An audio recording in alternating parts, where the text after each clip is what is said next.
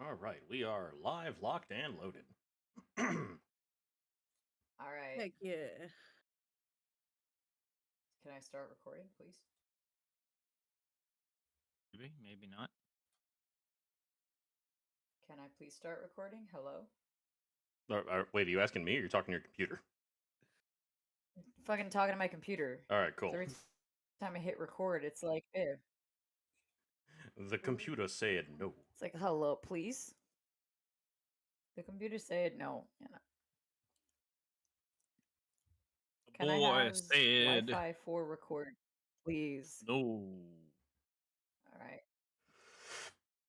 Oh, good. It's none of my stuff is like happening. Give me fucking okay. Can I end the stream? Even? Maybe? I'm gonna okay, this is clearly not I had to. Yeah, I stopped mine and then it's task restarted it. manager. Oh, you're busting out the TM? Yeah, I'm busting out the TM. Oh goodness. Hi, chat. Oh god. Why are you so loud all of a sudden? Test. Hello. No, I don't know why, but when you said hi, chat, it was just so absurdly loud. Shut up, Arian. My tummy hurts. Shut up, Arian. My ears hurt. Tummy ache survivor 2025. It's true. It's happening right now. The revolution will be streamed. Oh, my goodness. My insides. All right. Updating, please, God. There we go. So I'm considering. We are back up.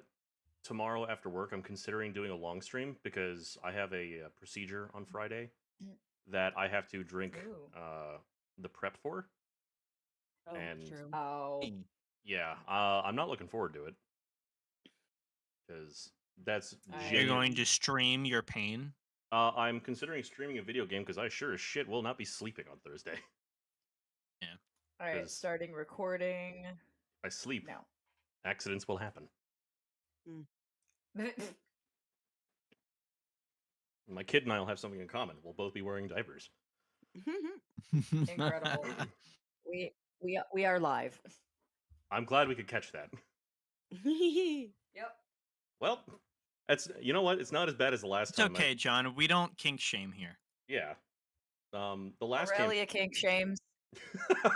Yes, you fucking does. the last campaign that I had going that I was trying to stream with a different group. It started recording and I said like the most jacked up thing. I was like, of course that's when it starts. So I had to restart, and then I had to all of that had to get deleted because I had one guy that wouldn't shut his fuckhole about dropping slurs, and it's a very simple rule I have, but you know, common sense is hard. Sure. So he's gone. So you're no longer friends with him. Yeah. Was it that one guy that tried to make a character that was just a stoner the first time that we tried to put something together? No, that was my brother. He wanted to play the drug dependent kobold. I remember him. Nox hated him immediately. Yeah. All right. So, at the end of part 1, you all just fought a handful of cultists inside of the Morning Dawn Tavern. And at the end of said battle, did we level up? Shut up! You shut your mouth. This is a achievement leveling, right? Not EXP level. Yeah, it's milestone. Okay. And I have where I would like the milestone to be, but it depends on how quickly you all get through combat scenarios. And I'm gonna be like, okay, I'll push that goal back a little. I was gonna say the last one was pretty quick. Yeah, like if y'all are curb stomping everything, I might move it back and adjust as needed. Yay. All right, so you all have taken a job for Belloc Von Tot, the gentleman who is operating with the Fire Eaters a group that is sequestering people out of the cities in order to be away from the persecution of the current reigning monarch and trying to give them a better life. To the north, there are the Tree Minders, and to the south, you have the Elmerian Kingdom. You are sailing aboard the Sea Serpent, a 20-gun brig that is moving towards the that has been on the seas, and it is moving towards the town of Korth. Any questions before we get started? We are on a new day. You are on a new day, yes. New Yay, day. everyone regain all your spell slots. Indeed, and your health. Um, For those of you who had like a hit point missing from that last fight. Oh, hit point. Excuse you. You took like half my health. Yeah, that is true. That one guy I was bloodied. Yeah, that dude fucked you up. You got pretty good. He made me do my reveal. So glad nobody caught that. This is a new day, which means I can choose new spells. And I will leave those open until I decide to use them.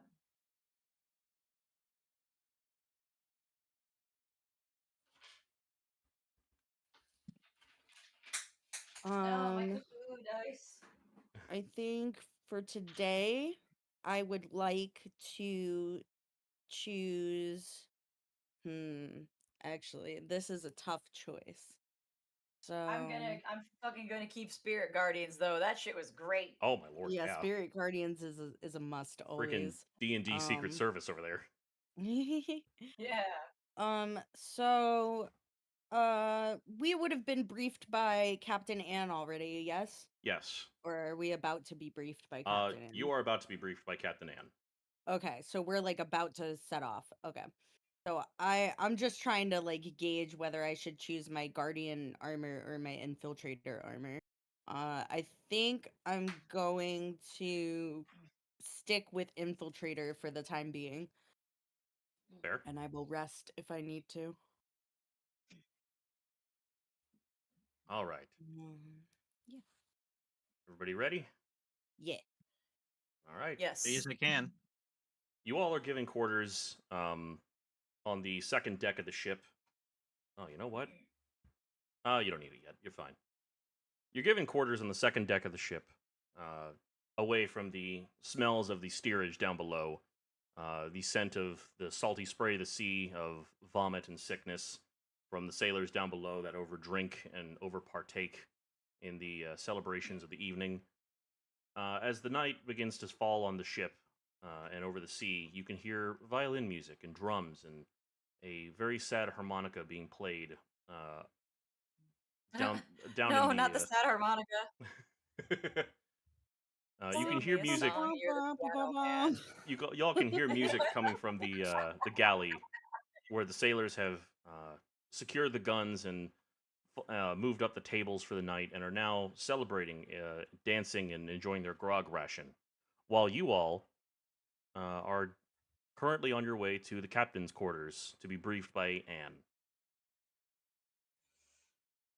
Did we ever actually introduce ourselves to each other? Very barely. Or is it just like, I'm with these people now? It's kinda No one knows my name. You, Miss Moody, stormed off. Yeah. I did. Pretty I went much. to sleep. Sorry, Mr. or Mrs. Moody. I apologize. No, Aurelia, yeah, no, she took a nap. Okay, She's just like, checking. that was too much excitement for one day. She took a nap. Overstimmed. Overstimmed. It happens. Here, have this incredibly autistic goth child that can summon demons. I imagine that Kaylee and Galdon spent like a good 20 minutes like fawning over each other's outfits and instruments Absolutely. before we Definitely. retired. So we are on first name basis now. We can Absolutely. just patch that in. That's 100% accurate.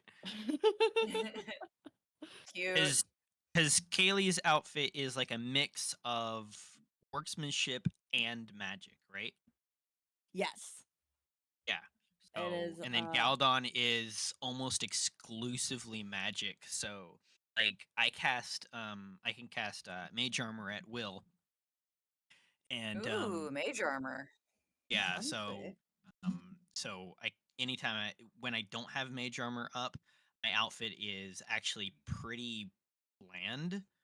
Um it it's just like a regular cheap traveler's coat um with no like frills or anything. But then when he casts Mage Armor, it provides like this three-dimensional um astral kind of elevation to the outfit, which gives it all that color, all those shoulder pads, and all those Ooh. extra frillies and everything. So it's almost By day, he is a entirely, normal guy. yeah. At night, he becomes the Batman. I mean, He becomes gay. I love it. Oh my goodness. Yes, absolutely. Kaylee would be so interested. Kaylee just wants to know who are you wearing? Who are you wearing And, right who now? designed this? and Kaylee Do you is have any heavily sponsors? Truly. and Kaylee is heavily What's your presenting coupon code? feminine, right? Yes.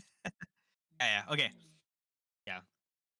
But yeah, definitely would be fawning over each other's outfits and magics. Definitely. Yeah, so we're already Dude. besties, much to the dismay of Aurelia. Oh yeah, no. These two fucking giants that I now have to walk around. I'm sure if you ask, they could ride on your shoulders, or you could ride on their shoulders. Oh, I certainly will not Galdon ask that. will complete dream. I certainly will not ask that. Yeah, complete opposite of Galdon Noxamillion. will be dreaming of carrying this tiny creature on his shoulders. He will dream Oh of no. this. Oh god. The tiny creature and then the even tinier porcelain doll that looks exactly like her. It's so cute. I just want to stack you like little Russian dolls. Oh no, I have like a whole thing planned for at some point later on down the line. Do I even have that spell? God, no. Fuck.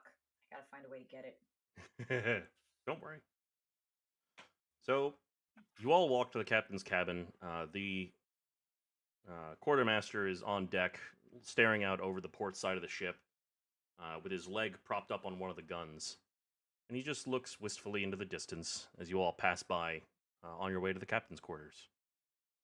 Aurelia has to like kind of scurry behind them because they're so much taller than her and their gaits are like way longer than hers. So every like step they take, she has to take like two of them. Wait for She's me, like I have not- short Okay. legs and I'm holding a margarita. Break your kneecaps. Don't worry because Galdon is enjoying being surrounded by a bunch of musky early men. He's Aurelia enjoying hates the sea this. life. It's Yeah. like Ken Ham's giant She arc hates exhibit. this so much. Well, you knock on the Mm. captain's cabin door and are given word to enter. There, Captain Ann is sitting at a table, and several plates of food are set up around it, with chopped mutton, along with peas, carrots, and mashed potatoes, along with a glass of claret, or excuse me, a pitcher of claret, sitting in the middle of the table, along with several mugs set around upside down for you all to be using. The captain rises as you enter.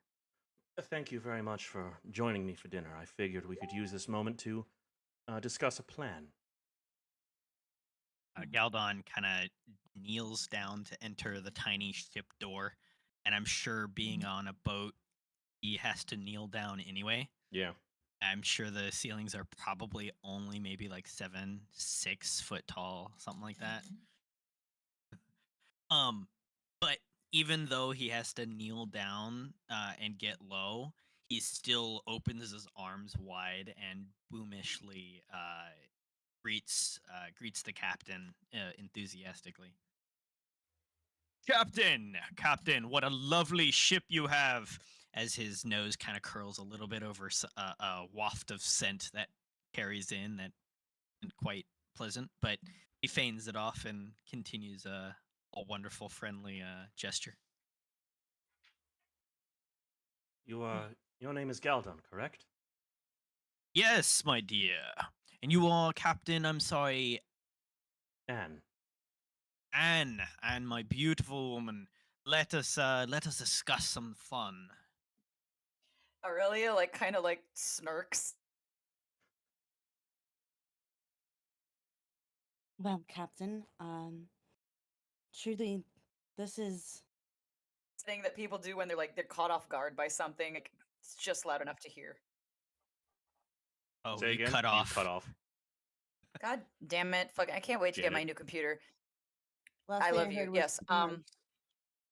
Yeah. No. Aurelia like kind of like you know that noise that you kind of make when you're caught off by something that you think is funny, and it's just like this very like kind of like noise. Yeah. Yeah. She does that very softly. The second he says like my beautiful woman, she's like. Ouch. Yikes. She doesn't like empty flattery. It definitely was. Like I made a bitch, guys. I made an angry religious 19-year-old. Love this. Genuinely. It's fun. We're having Um, fun. Truly, Captain, Y'all this are. is Somebody isn't. no laughing matter. I was very taken aback to hear about Mad Charles' capture. Do you have any more insight on how and where that happened?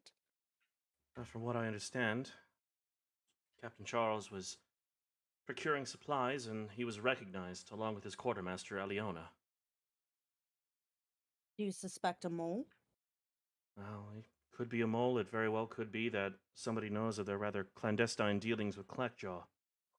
Clackjaw is our contact in the city. He's the one who helps coordinate helping these people out.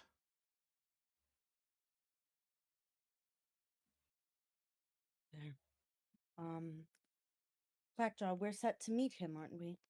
Yes, once we are able to get you ashore, we want you to go in and his, well, house, for lack of a better term. His base of operations is at the southern end of the wharf. By what we understand, they're planning on hanging Aliona and Captain Charles at the waterfront. Trying to make an example, I'm sure. Exactly. Well, do you think this would be more of an ambush situation? Probably a question for Clackjaw, now that I'm thinking about it, but I'm already talking. So, more of an ambush and rescue situation, or are we going to try and infiltrate the fort before the hanging? Well, if we can break him out of the cell, that would be excellent, but it's very likely that it'll be very heavily guarded. It's the watch is made aware that they have someone who's of great importance to this cause that we're a part of. Hmm. Well, based off of our very wide skill sets, I think, as much as I hate doing so, it sounds like maybe interrupting a show with an even more extravagant show is probably the best way to go about it. It's very likely I- Clackjaw already has something in mind. He's not exactly one known for subtlety, but he can draw a crowd. I do have some tricks up my sleeve when it comes to infiltration. Um, I could potentially forge us documents and entry to the fort. If you can forge a seal from the House of the Council, that would be excellent. All I would need is Is that all we need? And then Aurelia pulls out her book full of calligraphy and starts flipping through all of the different pages. And you can see that every single page has a very different, very distinct handwriting style on it. And she just hands it over to the captain, and she's like, "Tell me what in here is the closest to what we will need." Captain Anne begins flipping through the book, looking through what would be the closest, and she points towards one that is a seal of a stag with a signature under, with a kind of a smear underneath of it. That's as close as it's going to get if you plan on getting through the guards. But you'll also need an official reason why you're there, or at least a reason to be going into the castle. King Agrolek is a very cautious man these days. I'm sure. And then she takes the book back and she looks at the marking, and then she flips to an empty page and pulls out her quill and starts furiously copying it down.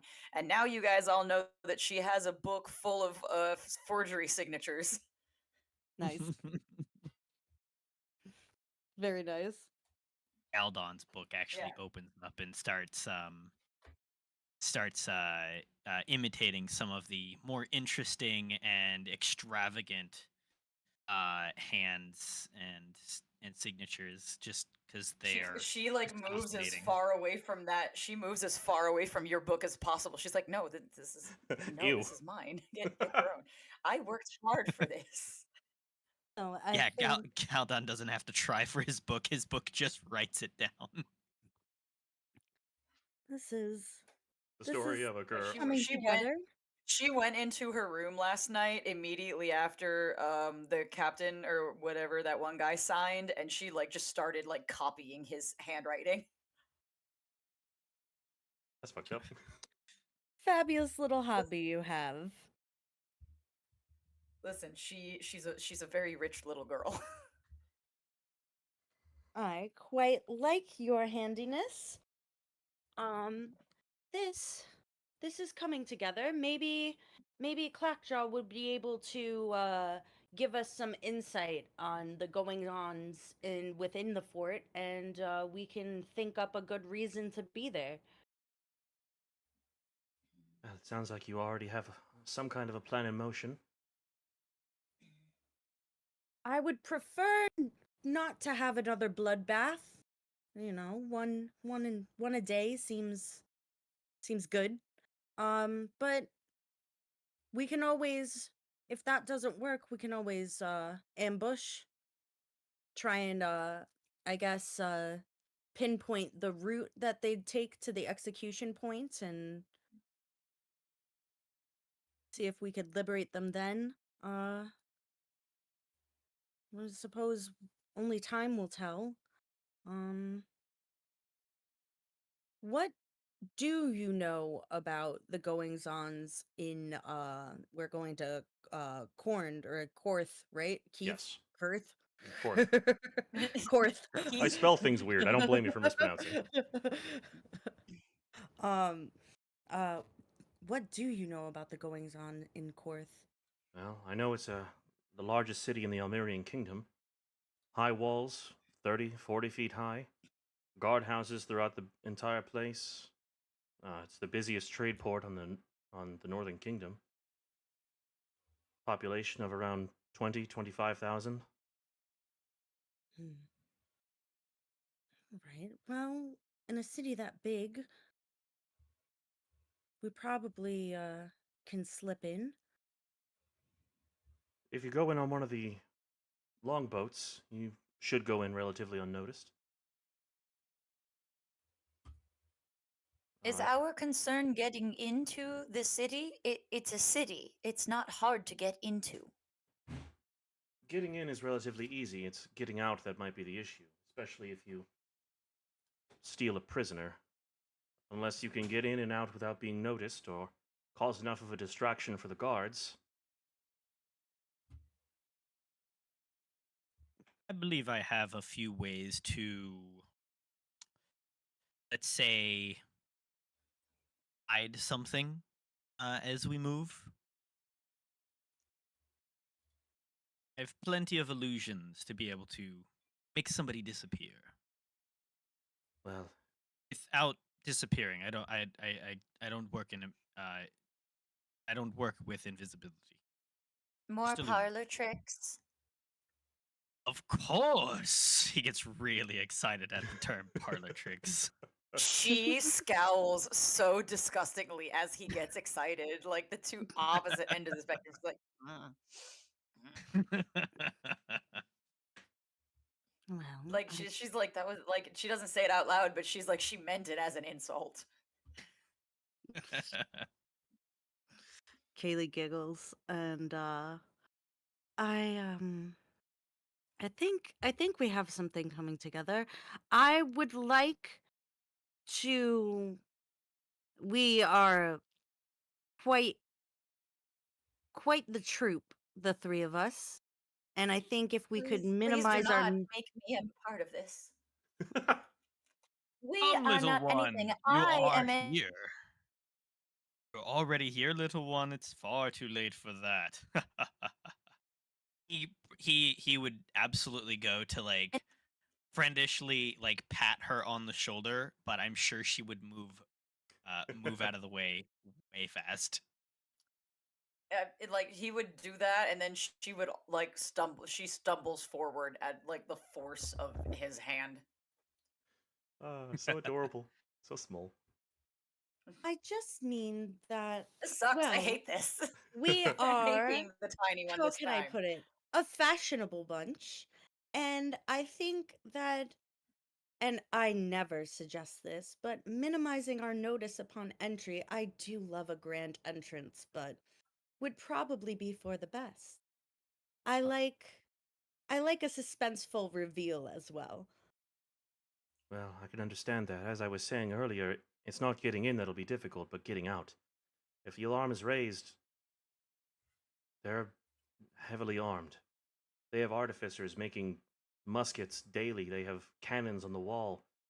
We're out of range of of their guns from where we are, but or from where we're going to be docked offshore. But be very careful if the alarm is raised. Right. So we are. And yet we have two performers in this group, and yet none of you have thought of the obvious. The captain stares at I you. suppose I am Becoming the only- performers, walking in No. extravagantly, that is the most obvious option. But Requesting an audience with an air of professionalism. ah, Are you you are suggesting a right. debut? I apologize. I'm not one to be the most professional, but definitely an idea. Well, Honestly, and then she goes back to forging the seal. It's not difficult. You go in, you say, "We are here to make a performance for the king." You make the performance, you use your illusions, and then in all the distraction, we get in, we get out. If we have favor, then we do things well. They like us, and we can do whatever we want when we're inside. quite the strategist. I do love It's a called performance. socializing. Have either of you ever been in a socialite environment before? Darling. So snippy. That does not answer my question. Oh, but it should. If we are going to be cavorting with the higher class, we need to present as the higher class. I can probably manage. I'm sure you Me, can. on the other hand, unfortunately, I definitely am not of somebody who is indulged in the higher class. That does You remind don't say.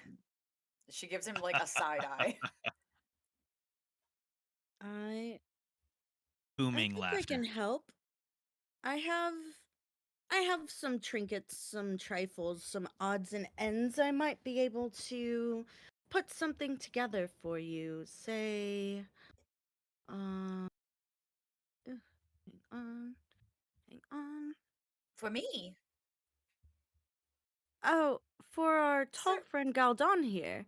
But I could put something together for you as well. I mean, I am just, if you'd like, I can make a mock-up in her size. And I refer to oh my gosh, Petunia. What's your doll's name? Patricia. Patricia. I refer to Patricia. She like pulls Patricia back and she's like, I believe the clothing we're wearing right now will suffice. I will simply give them my name. Fair enough. If you have an inn, best to use it. I, on the She other still hand, has not told anyone in this room her name. They're just like, this is a child. This is a sassy child. What's that? What's that One Punch Man meme? Who is this Who's this sassy sassy? lost child? For real. I, on the other hand, I need to I'm looking to see which magic item I can make to help with this. I have access to certain I can make things. But I need the list of what I can make cuz I think this is just a full-blown list of magic items. I have the noble backstory trait. So in situations where there is like people of like higher class and higher status, I just blend in. So, and want to give our friend here some new garbs. This is gonna take rod rope of climbing. That's not what I want. I mean, if we're like if we're in like a town right now, we can like probably go and get something. Like it's a small town, they probably have a shopkeep. So right So now if we we're on need a ship. supplies, we can get it. We haven't gone to the city yet, but we won't John, is this a trading ship or an arms ship? This is an armed ship. Okay, so then they wouldn't have traded goods here.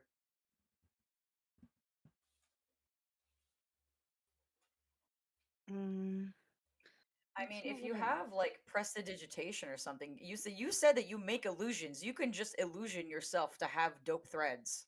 True. Oh yeah, yeah. I mean, my outfit is fantastic. It's wonderful. It's fabulous. Even. I can The look concern however I want is it. the concern is the colors. That is my particular concern. Is there any way to mute them?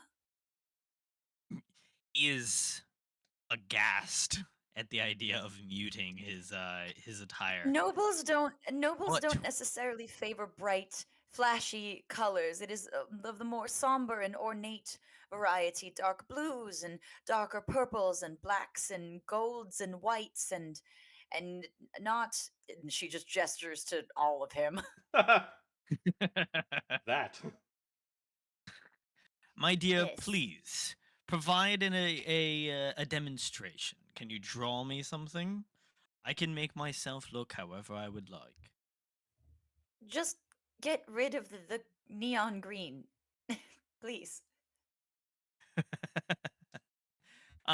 He takes his book, it flips through the pages, and then he physically grabs the pages and rips it out, and it turns into a huge piece of paper. Kind of and it, like, flinches as he keeps ripping out these pages. She's like, "Why is he hurting this book?" Stop that. He rips out a page, and this single page magically erupts into like this big, huge cloak, and he whips it around himself. And that's him casting mage armor and changing the colors of his outfit, emphasizing more of the purples and golds. He'll lose the greens begrudgingly. But it'll It can definitely be emphasize the green, purple. just not this shade of green, a darker green. It'll emphasize the golds and the purples and such, and just quote unquote mute it a little bit. It still glows and shimmers, but It's better. yeah. Adequate.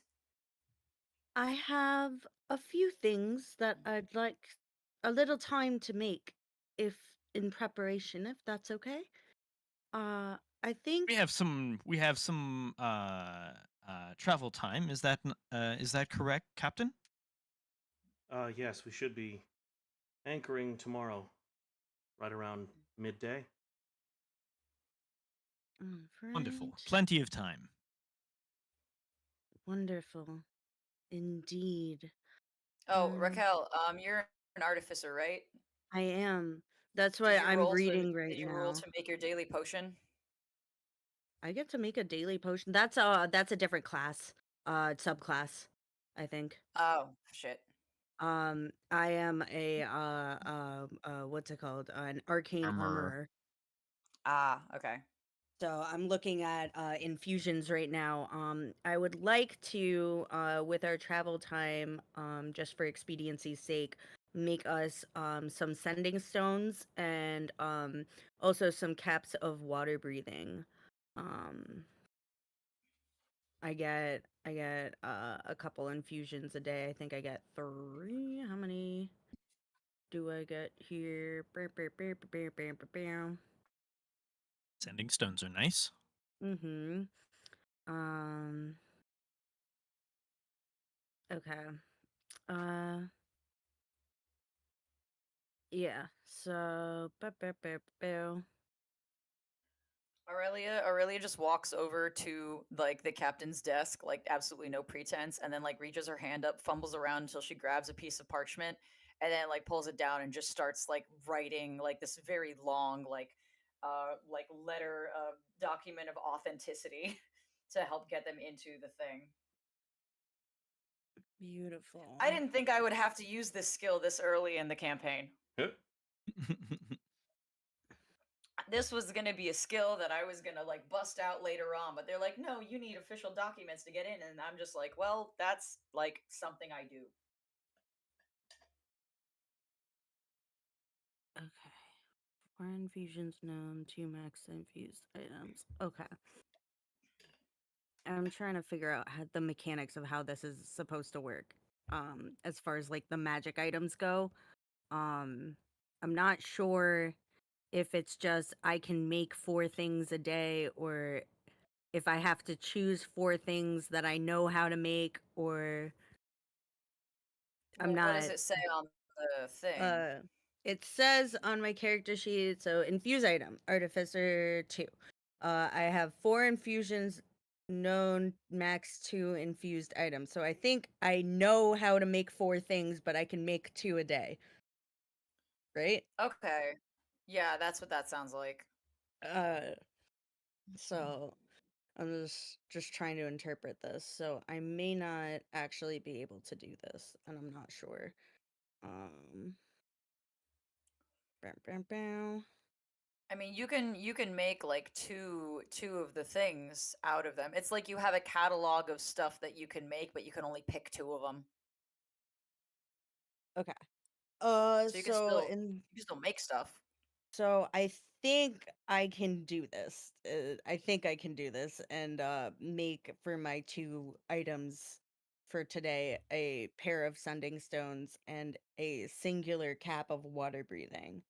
Um and so just in case of emergency, uh I have this here. I'm able to create a device of sorts, a magic stone that you can speak into, and I will receive the message. Um, and then this is in case our escape goes awry. It's a cap that allows you to breathe underwater. Um, if we have to make a quick exit to a ship, I figure it might come in handy. Um, are we strong swimmers, all of us? Aurelia like she pales slightly and she keeps writing. For you, my dear.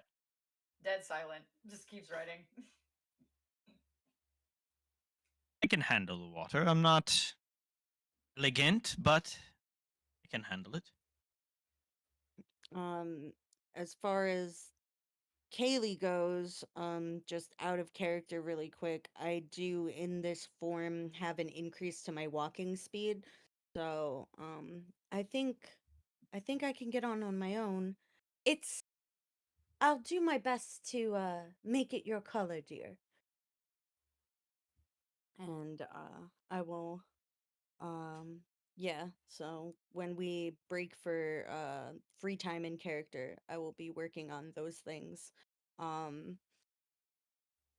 let's see. I suppose if you have any maps that we can view so that we have an idea of our route meeting point for Clackjaw, Captain? Well, Clackjaw's at the southern end of the waterfront. It's a large building with a brown roof. There's also going to be several men stationed outside, I imagine. Fair enough. Should be easy enough to find then. I'm trying to think. I suppose, is there anything that we should know about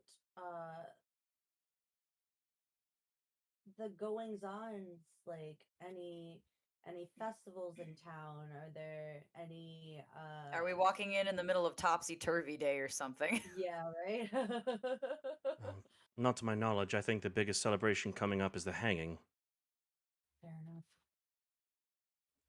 Not Ugh. much of a celebration, but something to get the light started. Well, it is A for the celebration of death, it Aurelia is a says with a very celebration for the pleasant king. smile on her face. Mm, yes. Well,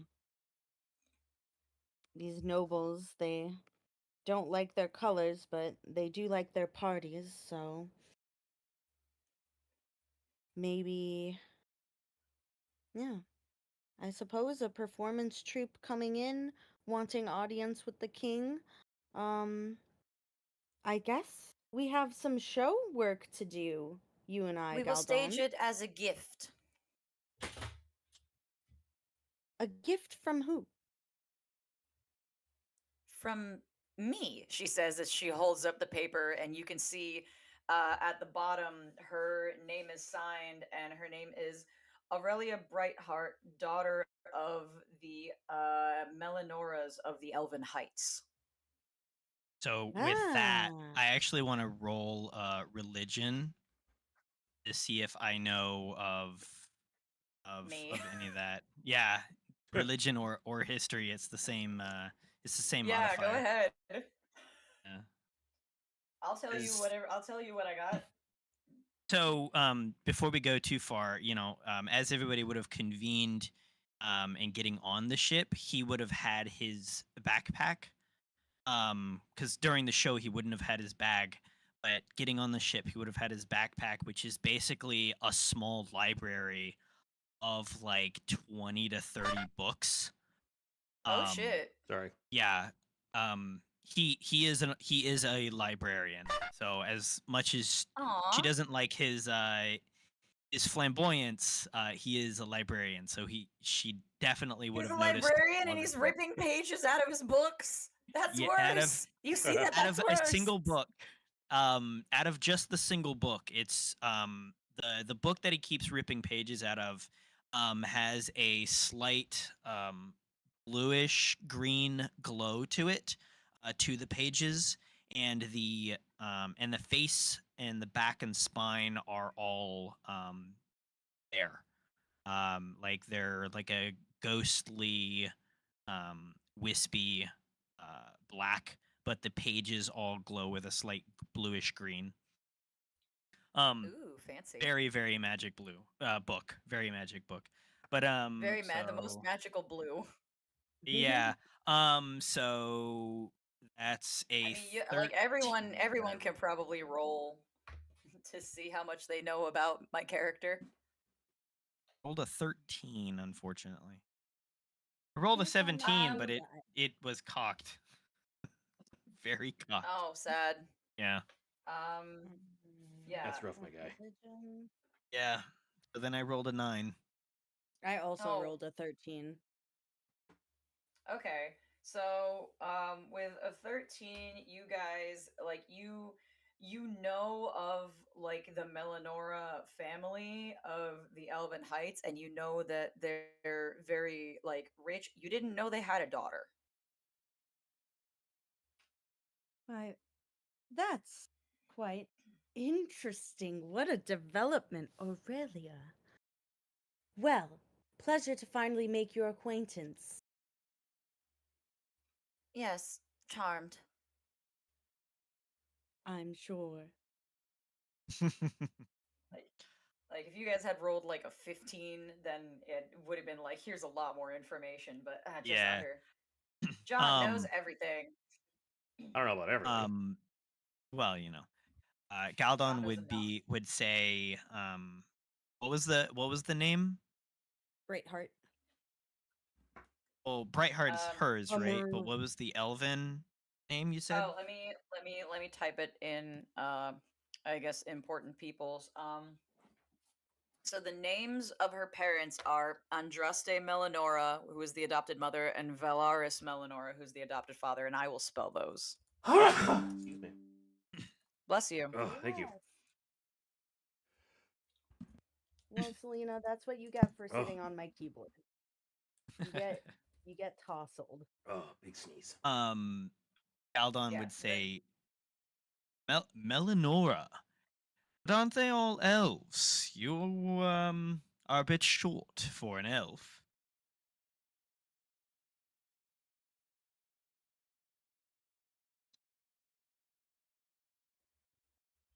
Did your you voice? do I think you see cut like out. even you're fine. She said, don't. I'm well aware, but you do see that even though her hair is like very very like full and black, you can see that they're not as like long as normal elven ears, but her ears are pointed. But it doesn't look like natural. Like it doesn't look like it is something that is like a natural trait of her body, but she does have pointed ears.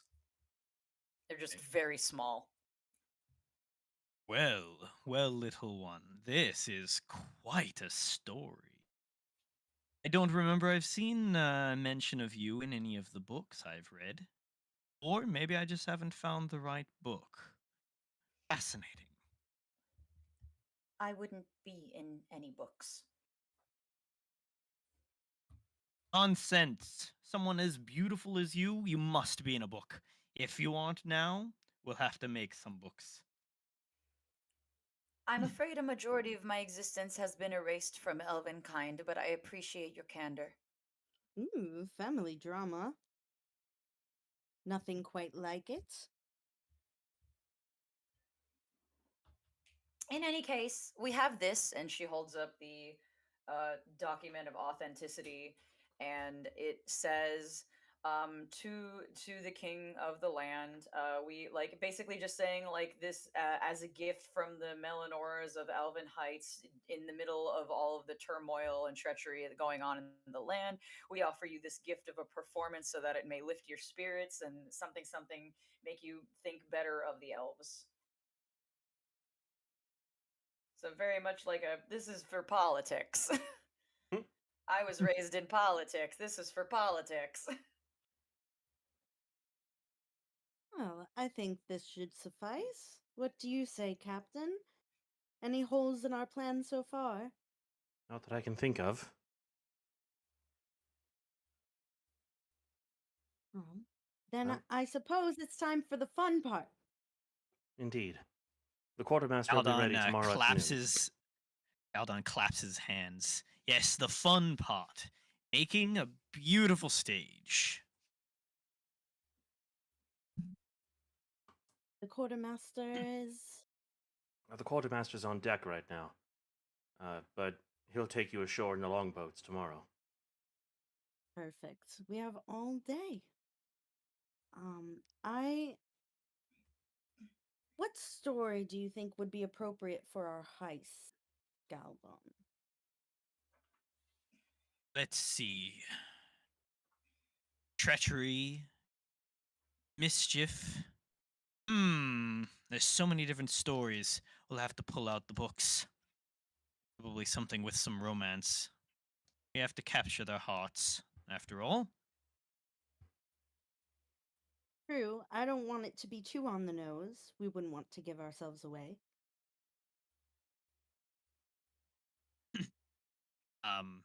He can't really move much in this space, but he like tries to like reach for his backpack on his shoulders, but like he's already scrunched over. But you know, he would have to leave the room before he can get to his books. Shall we get Big some fresh guy. air then? Too big. Much too big. Much too big. Too big, too small, and then just right. We're the fucking three bears. Selena, you're so rude. Kitty. You're so rude. Why are you biting me? To love something, one must munch. It's true. Yep. Well, Captain, thank you for the brief. I believe now is time to explore, and just so that I can be forthright, is there anywhere that you would like me to not peruse upon the ship? I do love to explore. You're welcome to every deck of the ship, though I would not recommend steerage, especially this time of night. Fair enough. Well, Understood. And he kind of waddles in place to turn around towards the door. yeah. I So have. it's like it's nighttime right now. Yes. Okay, so they have not taken a long but I guess they've taken a long rest because it was like morning or afternoon earlier. How much time has passed between killing people in the inn and ship? It is the next day. You are most of the Oh, way to okay. Korth. Mostly because Okay. of spellcasters assisting with the wind. Okay, cool. Wonderful. I am going to take this moment to sort of exit myself from the narrative. I'm gonna take like an hour, I guess, and make those magic items. Um and then I am going to also what's it called? Prepare my spells, because I didn't do that before. I forgot. So, but I just give me a minute. Um, Okay, so we're going into a castle, basically. So that one. Yeah, the preparing of the spells is probably like the worst one because you're like, what can I do? Yeah, it's you have so many spells. It's overwhelming, and you have to choose out of them every day. It's like, man, it really is. Like why like when she goes like back to her room just for like flavor text, Aurelia changes into like this very nice like silk nightgown and she puts a matching silk nightgown on Patricia and she's just sitting on her bed like brushing Patricia's hair. God, Like your very character's like girl fucking at a adorable. sleepover. Oh, are these closed quarters? Do we have individual quarters, or are they shared quarters? That's Uh, important to my character. they are individual. Okay, good to know. Ooh, you're lucky. So, in that case, for the evening,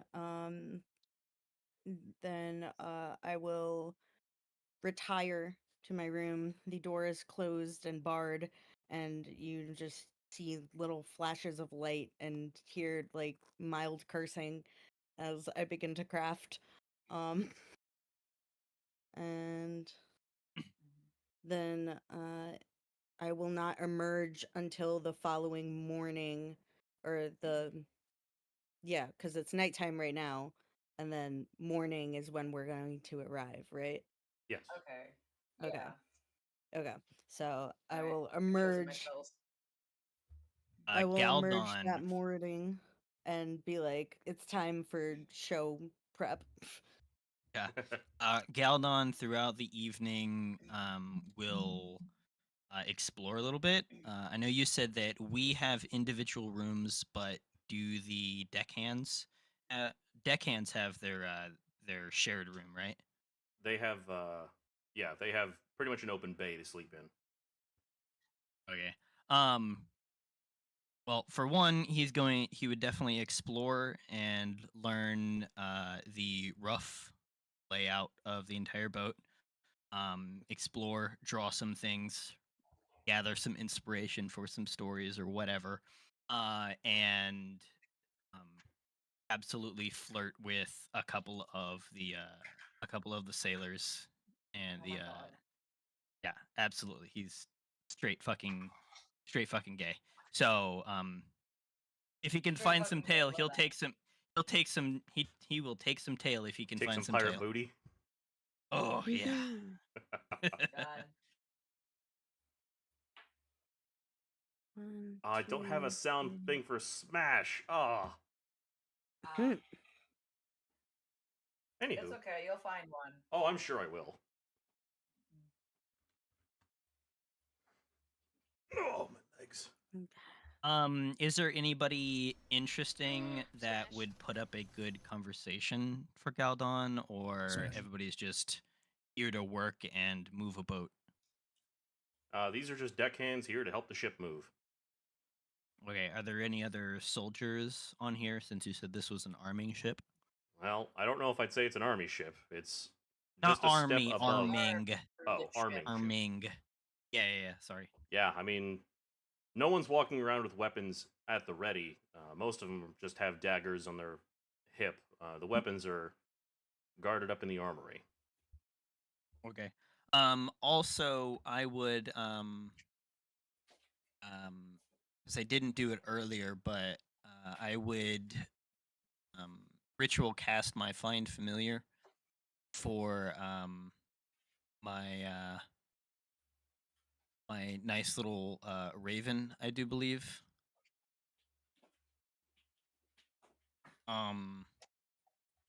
Good question for you, John. So a raven, of course, is the preferred creature of my god, as you are very well aware. Yep. But you would also argue that it would have eyes, all-seeing eyes. Is that correct? More or less, yeah. They're pretty vigilant boys. Okay, so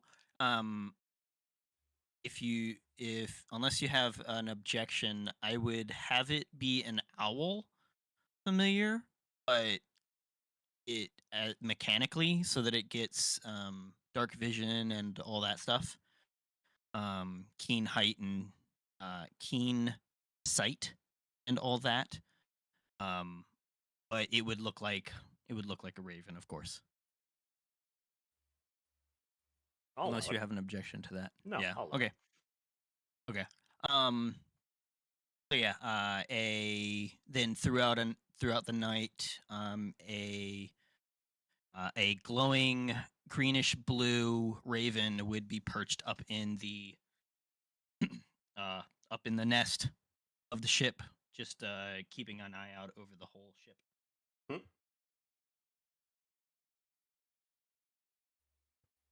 Nice. All right. Very helpful. Well, the sorcerers keep up their work and keep wind in the sails. As the night goes on, you hear the bells ring every 2 hours. Guards shift, the grunting of sailors moving from point to point, grumbling about the pay, grumbling about their work. The only thing that really catches your eye is there seems to be a lot of movement beneath the surface out to sea. Of course. Yeah. Not just schools of fish, but you see dolphins following the ship. You see a whale coming to the surface and taking in a nice of air. Go ahead and roll for. Give me a performance check. You. Performance. Yes. Okie dokie. Oh fuck! Why don't fucking dog shit rolls, man? I was like, are you supposed to be good at this? Well, I got a +5, which is great. Unfortunately, I rolled a 5, so it's a Oh. 10. Well, you do find a sailor and Smash. Oh my god. Smash Found button. I Yes. 100% added a smash button. Yes. Incredible. Yeah. The next day comes, and at the Fantastic. early dawn, you can hear scrambling above deck as men in bare feet and some men in boots clamber from one side of the ship to the next. You hear the hauling of, you hear the men chanting as they pull the ropes, and you can feel the unfurled sails beginning to bundle up. And there on the horizon, you see the city of Korth, smoke rising from the chimneys. The lighthouse shines brightly, and you can make out vague silhouettes on the wall of defensive points.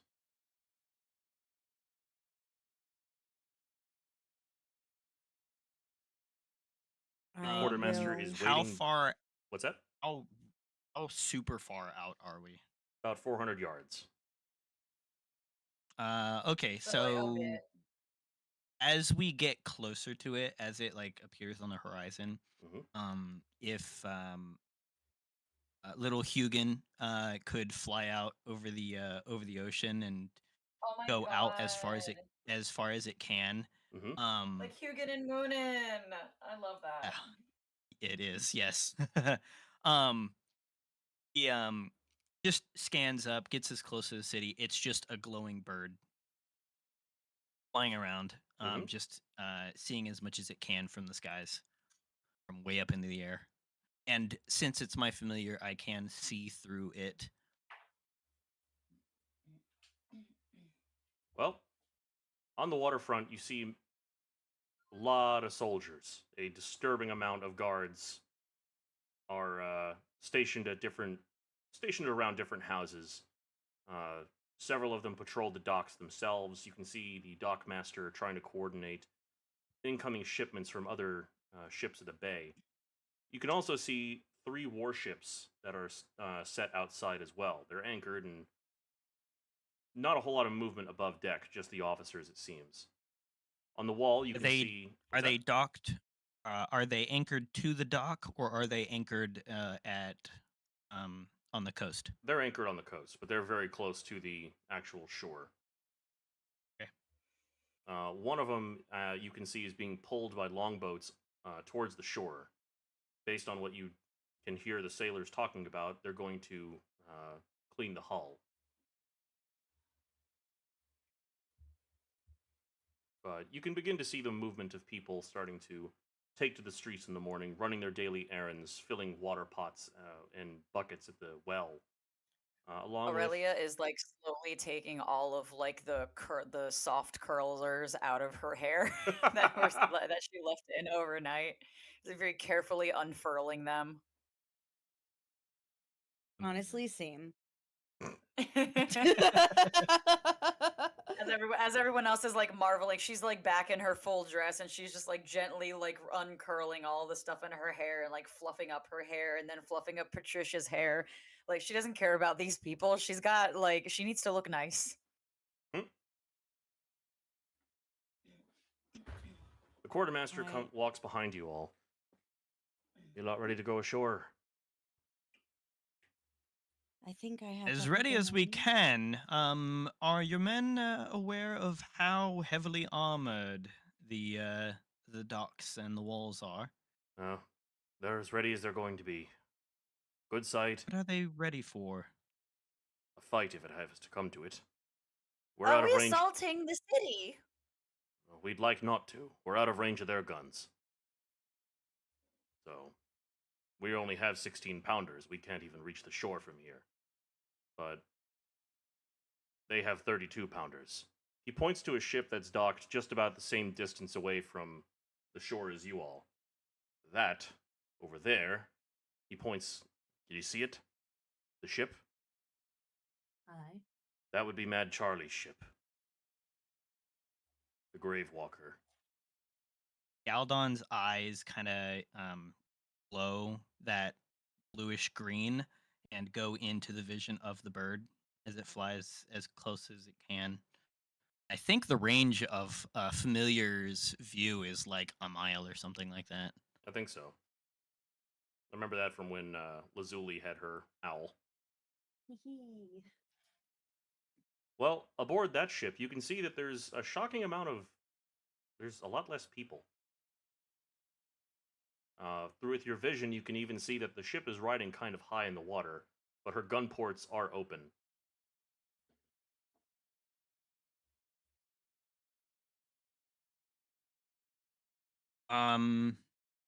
I would like to cast Minor Illusion in the space, Mhm. 5 foot square, and show what I see, so that everybody knows what's going on. Show A the projection boat. screen.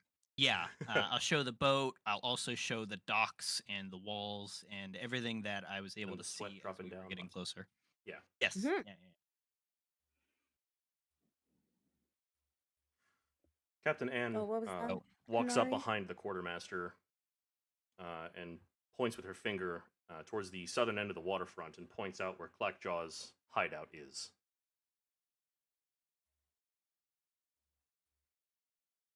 All right. Well, there's our rendezvous point. Shouldn't be too bad getting there. I think Hey, Python, I remember you. for How you this doing? one, I'd like to Aurelia, would you mind showing me your parchment?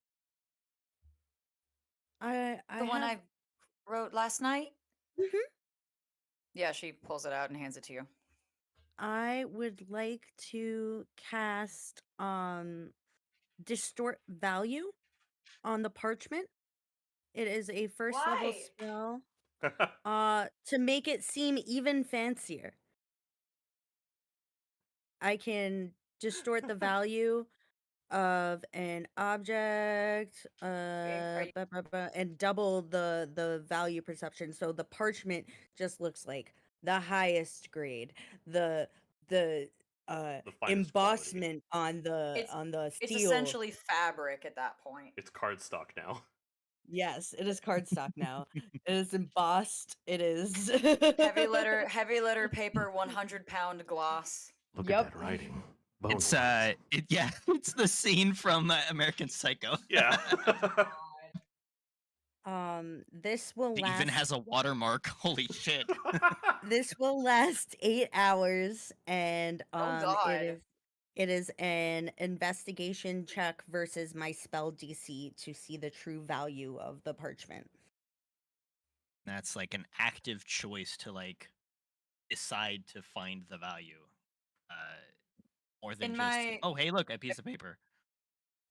I mean, it already holds a little bit of weight, but now it's just like, okay, now we're talking. It's like, Jesus Christ, okay. At this point, I feel like I'm holding like a piece of paper that's basically like presidential access. Yeah. I think this is the one illusion spell that I know. I say cheekily to Galdon, and I go, I think this will really put the cherry on top. Also, I made this for you. I did my best to match it to your palate and taste. It is a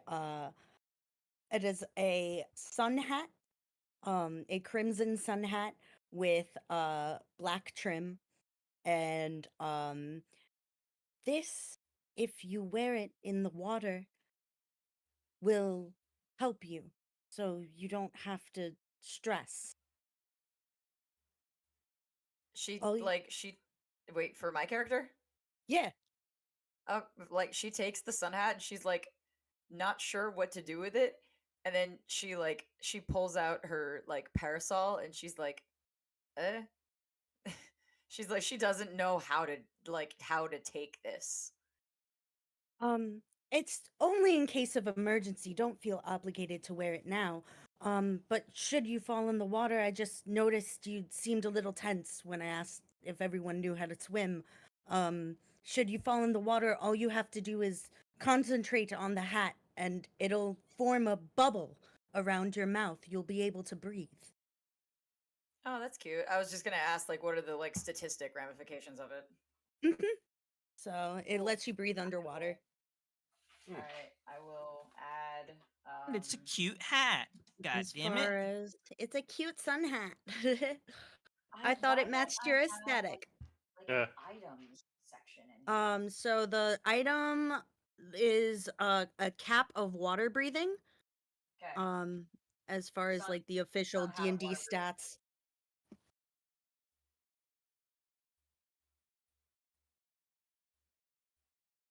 Awesome.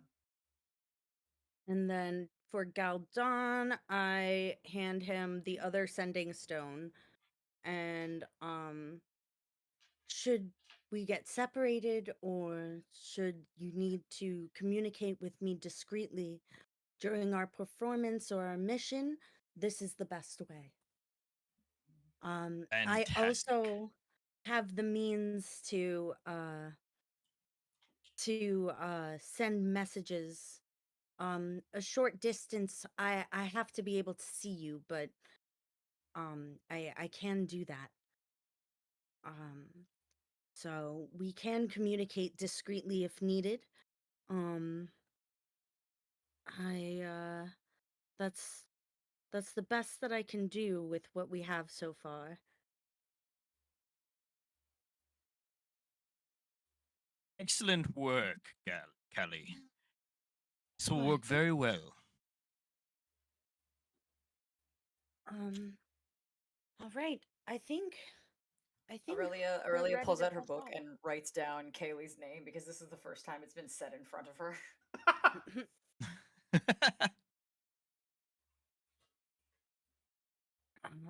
I think I'm ready. I don't any Of course, I'm we're ready. so To suggest otherwise would be preposterous. And then Aurelia just starts walking, like heading towards like the ship dock. all right, on to the longboats we go. All right. Hold on, Pat's the quartermaster. All right. You think you can? Think I can fit on the boat? Certainly hope so, he says. So you all lowered Definitely yourselves. supposed to be a joke, but I hope that wasn't. Roll, I hope he wasn't really roll to worried about that. see Damn. how well you fit on the boat. Fuck. Roll for ballast. Yeah, roll for boat balance. All right, you all enter the longboat, and the crew immediately comes around and begins hauling the ropes up. And with oars, they push you out over the water's edge and begin slowly lowering you into the cool water below. There's a little bit of jolting as you as the small boat breaks the water's surface, and you begin pushing away from the ship and rowing towards the waterfront. As you get closer and closer, You said we were heading south of the docks, right? To the hideout. to the southern ends of the docks. Aurelia has her like little parasol out, like she's on some fucking Parisian style boat, and she's got it up so that the sun doesn't like end up tanning her skin. Hey, Diva Ducks, how you doing? So, you all begin rowing towards the southern end of the dock, and as you're getting closer and closer, you can see that the guards aren't really paying much attention to you. They're standing around with muskets in their hand, resting. The butt of the muskets are resting on the ground. They seem bored, but their attention is more drawn towards the inside of the town. As you pull up alongside, and the men raise the oars and toss oars and set them, pull them free of the leather skinned boat oars mooring. Sorry, I forgot the word. Birds. And yes. yeah, words are hard, man. I got to do a lot of them. And they Words bring are the oars hard. into the ship. Two of the sailors jump out and immediately tie off the longboat at the dock. The quartermaster hands Kaylee a small wrapped package. and whispers to her, "In the event you need this, I hope you don't have to.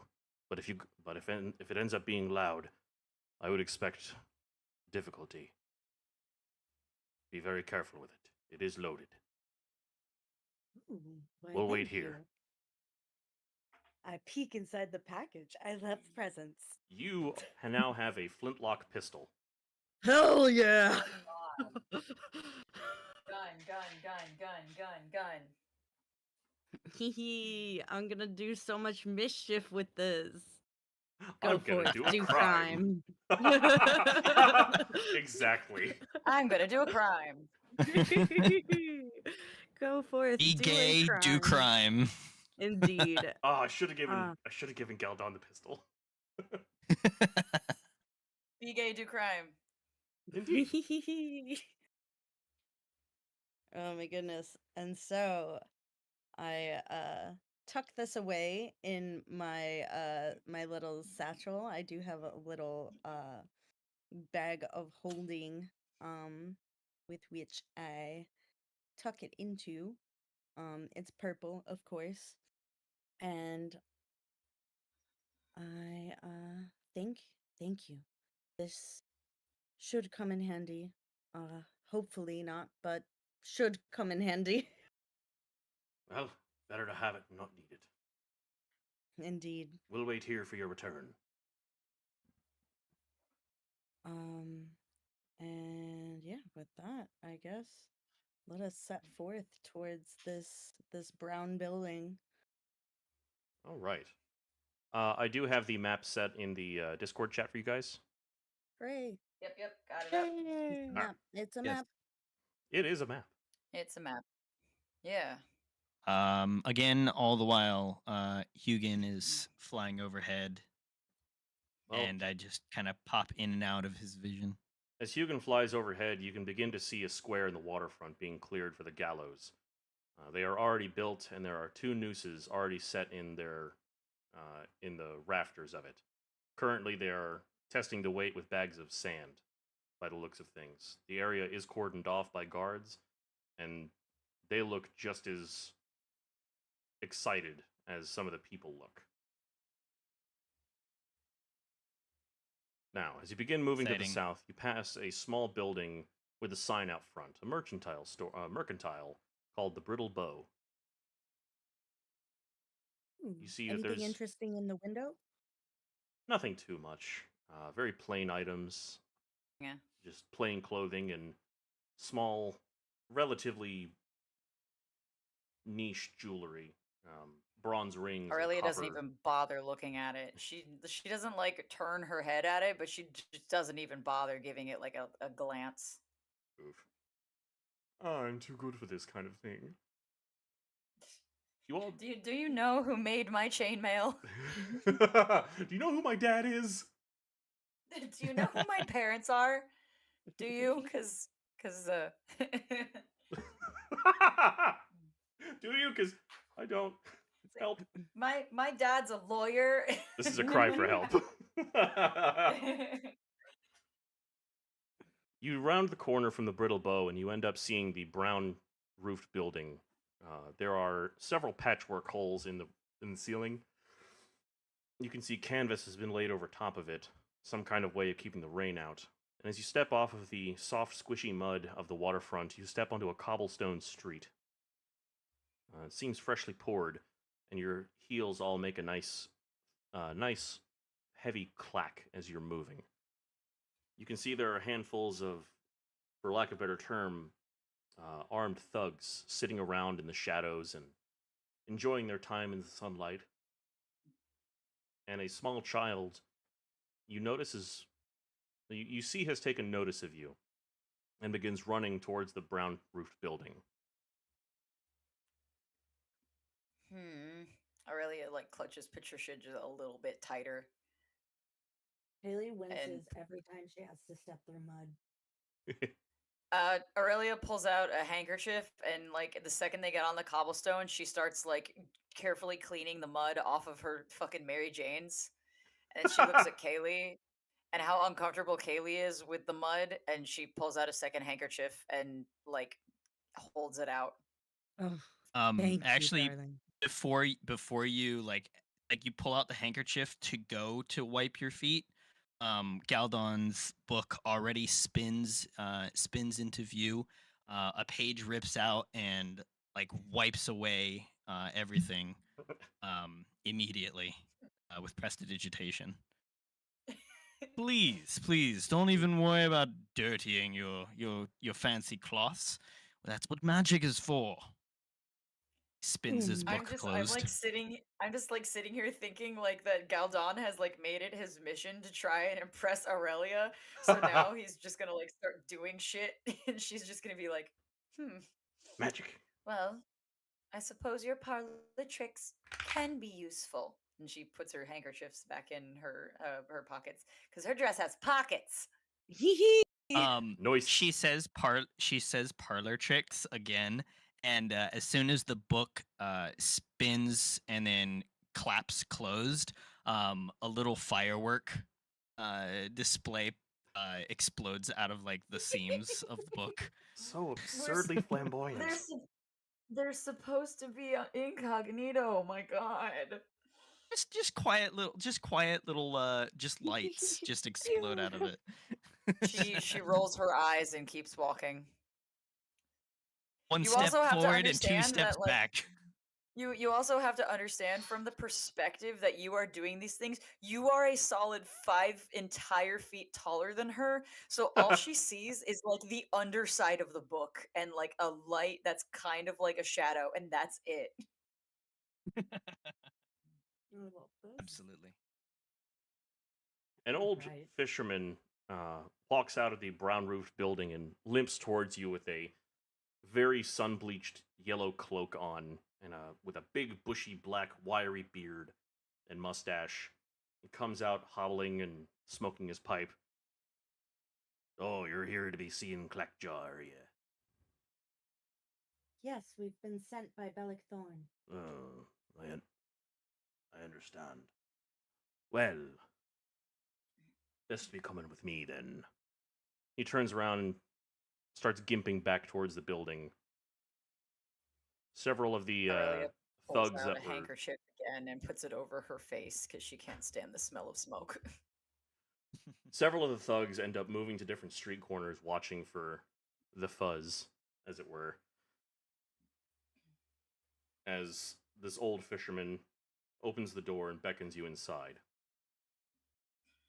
Inside, you notice can the hear the sound of movement, of wood scraping, of blades being sharpened, and what sounds to be like flint napping.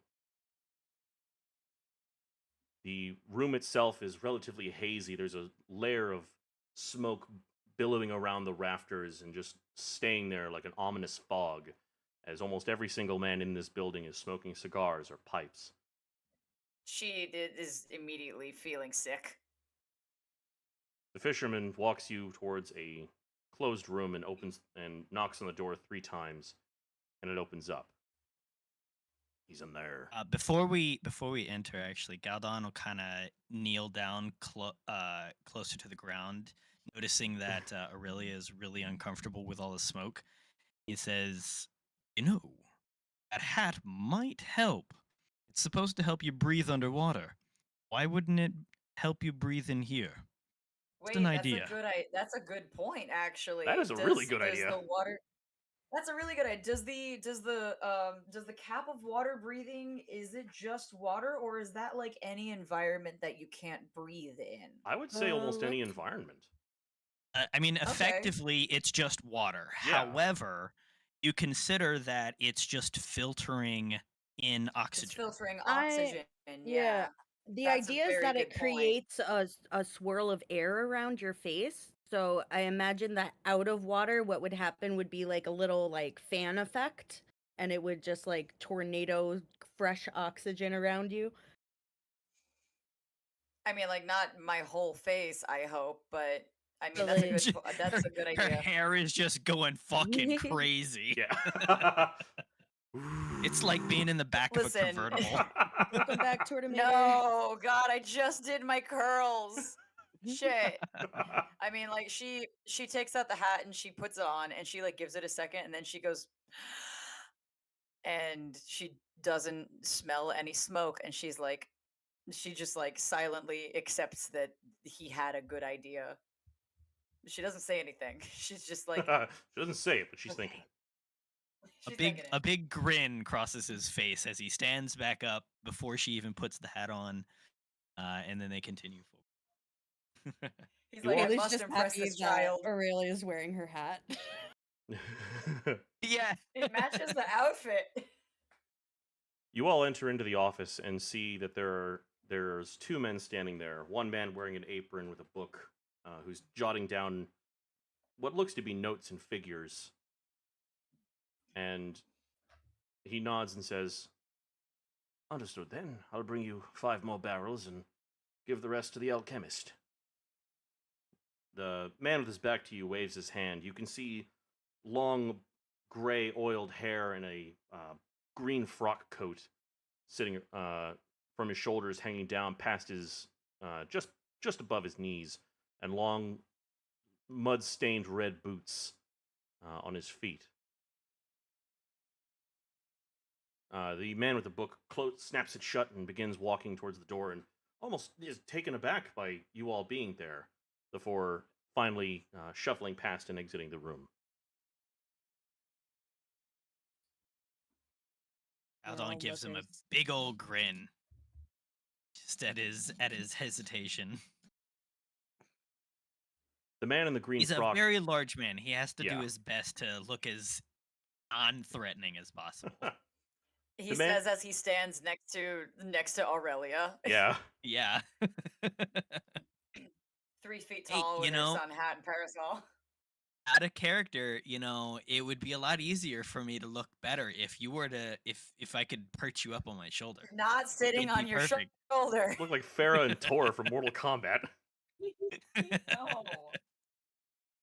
The man in the green frock coat turns around, and you can almost immediately understand why people mockingly call him Clackjaw.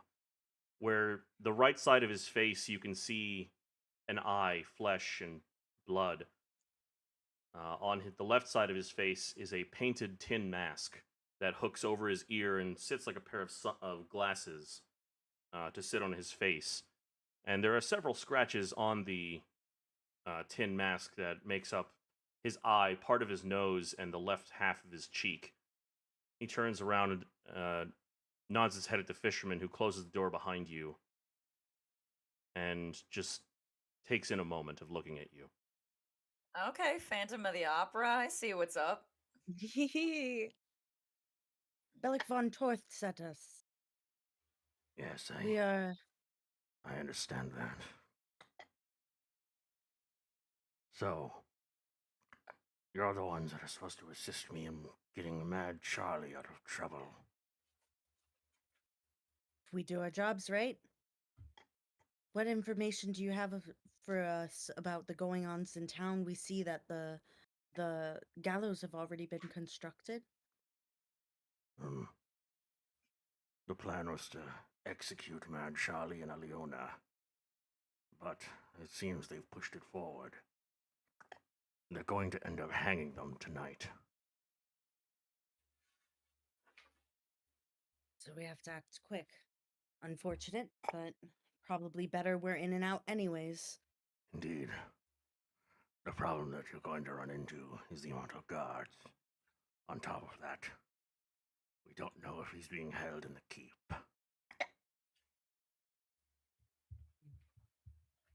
So we have to act quick. Unfortunate, but probably better we're in and out anyways. That's unfortunate.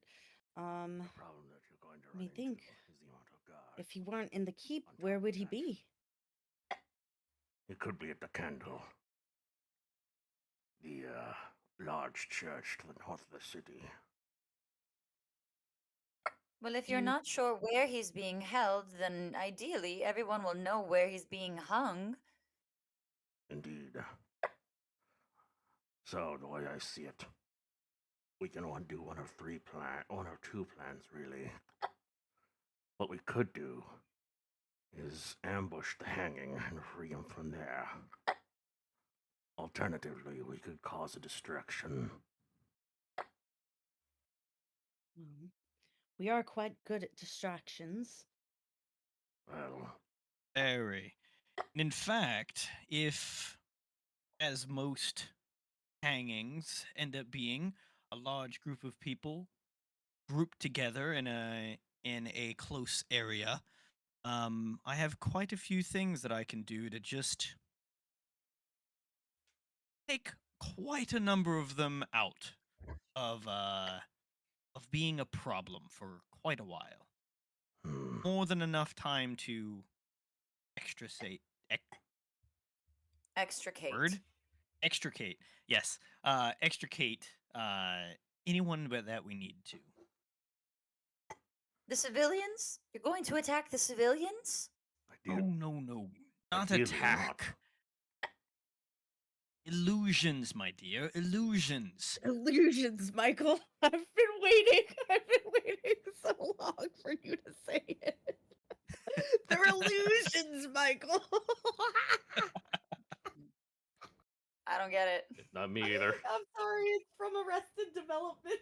Oh. Oh. Oh my god. Elementary, my voice dear thing. Watson. Elementary. So you're going to put all of the civilians into what? A psychosomatic state? Like you tried to do in the inn? That is a pretty solid plan. At least a very easy thing that I can do.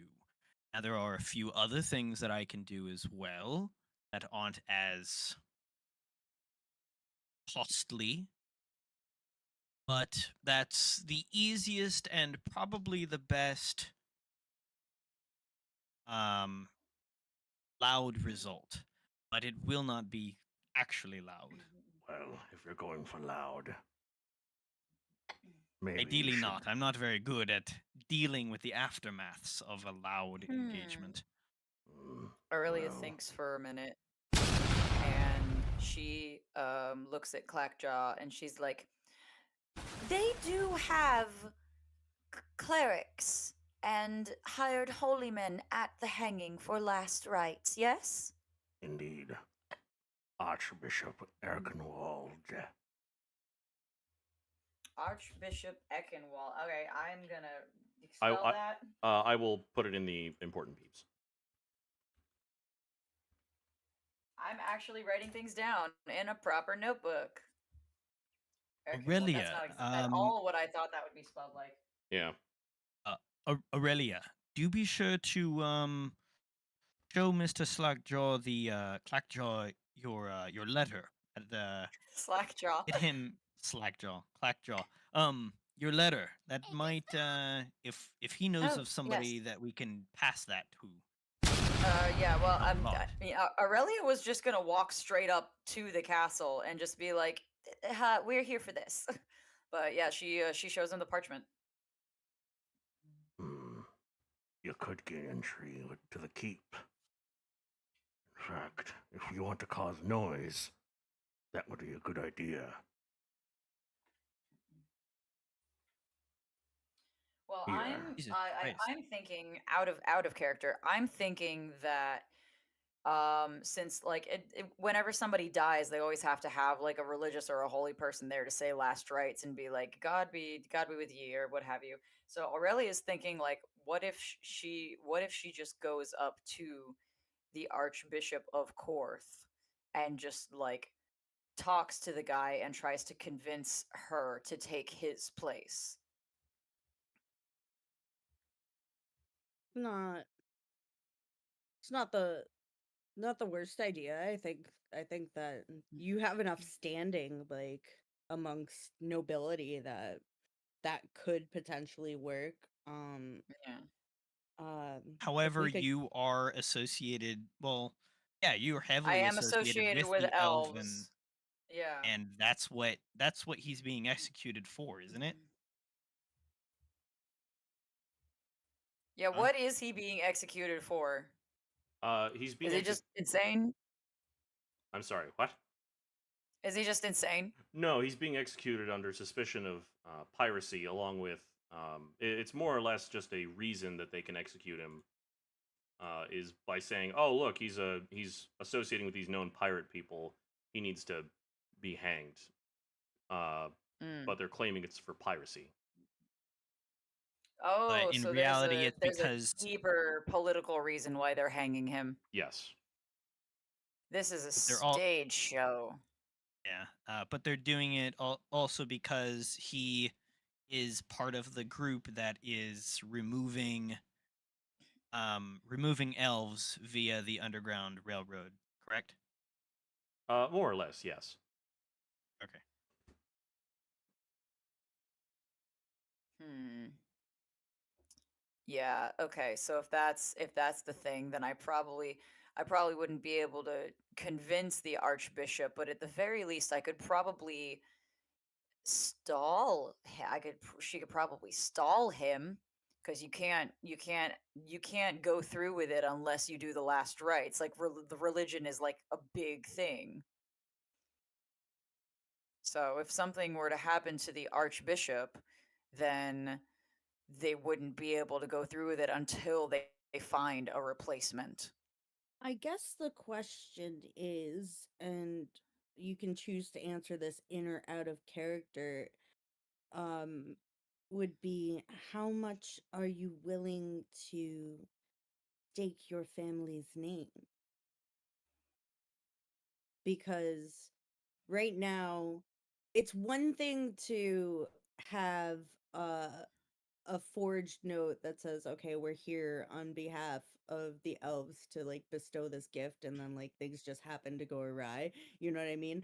But it's another The note thing to itself, like, I would like to point out, the note itself is not forged. The only thing that is forged is like the royal signature. The note, it's like the royal seal. The note right, itself is genuine.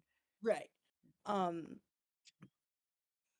but I just worry that if we were to take this alternate route, that there would be backlash for Aurelia's family. Um, She doesn't care. She doesn't give two shits about what happens to her family. all right, fair enough. Perfect. Great. Yeah, Problem solved. she doesn't care. She doesn't give two shits about what happens to these people, but she'll use their name as much as she can. Fair enough, fair enough, fair enough. Because yeah, that would be my question to Aurelia was just how much are you willing to stake your family's name, because we have this note that says that we're a performance troupe from them, um, and I'm willing to to bet enough. fair enough. Well, so a great plan has already begun. Um, Kaylee and myself can put on a pre-show before any hangings begin. All the while, Aurelia, you could theoretically distract or delay the, the Archbishop, and Clackjaw, you and your men could either do your best to identify um, where our man is, or figure out alternative routes that you can intercept him. There's quite a I few angles that we can make, and I have eyes in the skies, and we have long distance communication as limited long distance communication as well. So we've got quite a few angles here, actually. I think with Aurelia's status, she could just request a tour, right? Yes, but a tour wouldn't give her access to Well, if uh, she's the doomed, the damned. Well, she is an upstanding cleric herself and might want to pray for the departing. I don't I don't I'm not really sure how these things work. I'm not going to lie to you two. I'm not the most religious person. But I I imagine that if you're convening with the archbishop and having concert with the king, you could easily request an audience of sorts. Maybe not directly with the prisoner, but at least understand more of the layout that we're dealing with here. We might be able to pinpoint where he is. Hmm. Perhaps. Fuck. I can't say his fucking name. Clackjaw. Clackjaw. Jesus Christ. Clackjaw. Just God imagine that he's damn. a Crash Bandicoot character. It makes it easier. Is there a guy named Clackjaw in that?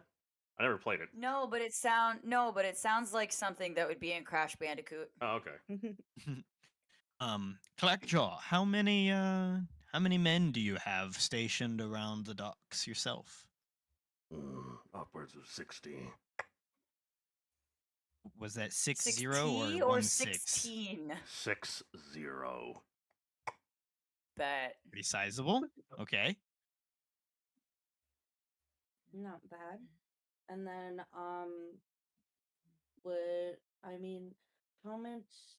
how many men did you see on the docks, Galdo?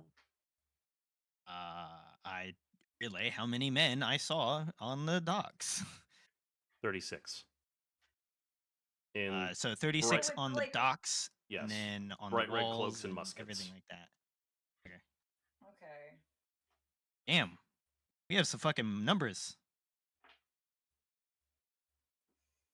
Well, yeah, we got numbers.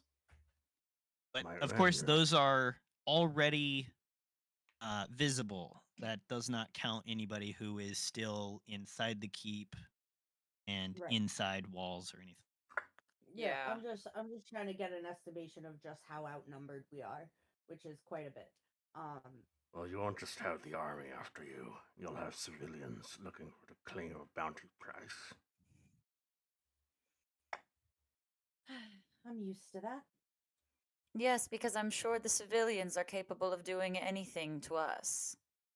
Well, if you like. Especially after this one wants to put them all into a psychosomatic haze.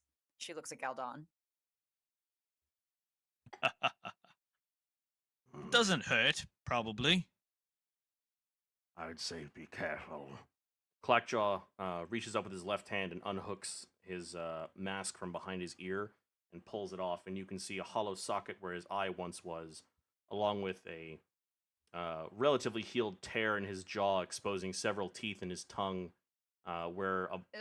you see that his face was severely damaged by presumably a musket ball. Aurelia covers Patricia's eyes. Hmm. The guards will try to fight as best they can. No doubt. I'm sure they're the city's best and brightest. He scratches the side of his nose and reaffixes his mask onto his face, again giving him that look of having a full face almost. Now I can cause a distraction if you want. Distractions are always helpful. I do have a means to signal you, if necessary. Tell you what, I'll have my alchemist stay at the museum. In the event you need a distraction, say the word. It'll draw away the guards and give you a better chance. Sounds good. Sounds like a plan. So we have that in our back pocket. We have entry to the keep. We have Aurelia's influence. We're gonna see how far that goes. I'm sure Galdon has been up all night plotting a fabulous story for us. And all that's left is to find our prisoner. Trying to think. Ba ba ba ba. Man, I picked the wrong spells today. And it just is what it is. I have very little that I can do to help here, actually. Is there...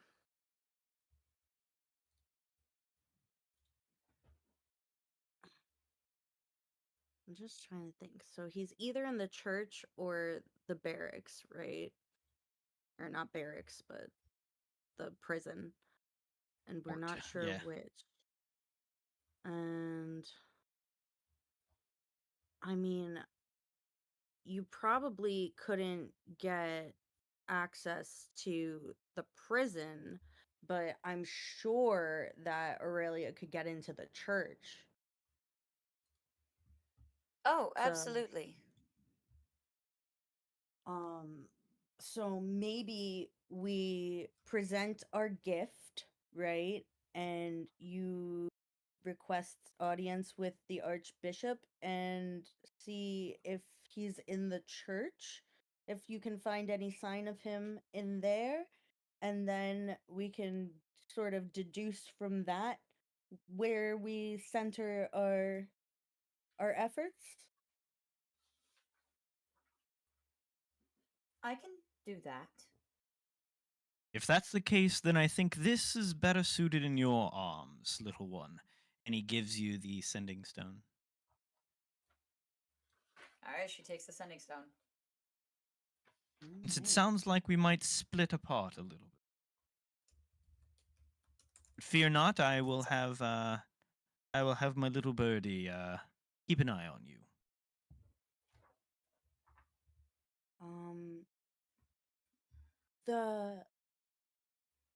The sending stone has a single word carved into it. It's the activation word. It is in Infernal. Do I speak Infernal? I speak Infernal. It just Wow. says friend. Okay. Perfect. Listen, I'm a herald of hell. I need to know how to speak one of these languages. Yeah. Yeah. It just says friend. Okay. But nonetheless, that is the activation word for the sending stone. And And sending is only up to 25 characters, right? correct. Okay. And messages can't be sent back. They can only be sent one way. Not characters, but words. Yeah, 25 words. Okay. Or yeah, 25 words. God, what is this? Early Twitter?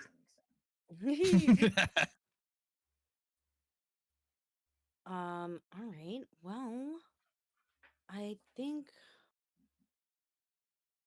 I'm trying to think. I feel like I'm forgetting something major right now. Like there's something really important that I should ask that I'm not thinking of. You guys, Well, like I'm just Well, we have to stop the hanging, and then we have to get him out.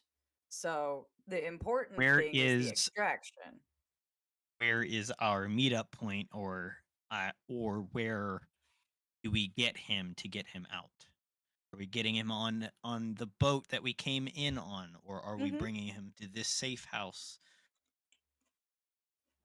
Was I that a question out of imagine was that in game or out of character? Sorry, that was in character, and I'm just stupid. You'll have to get him to his ship. He can't stay here. Puts my men at risk.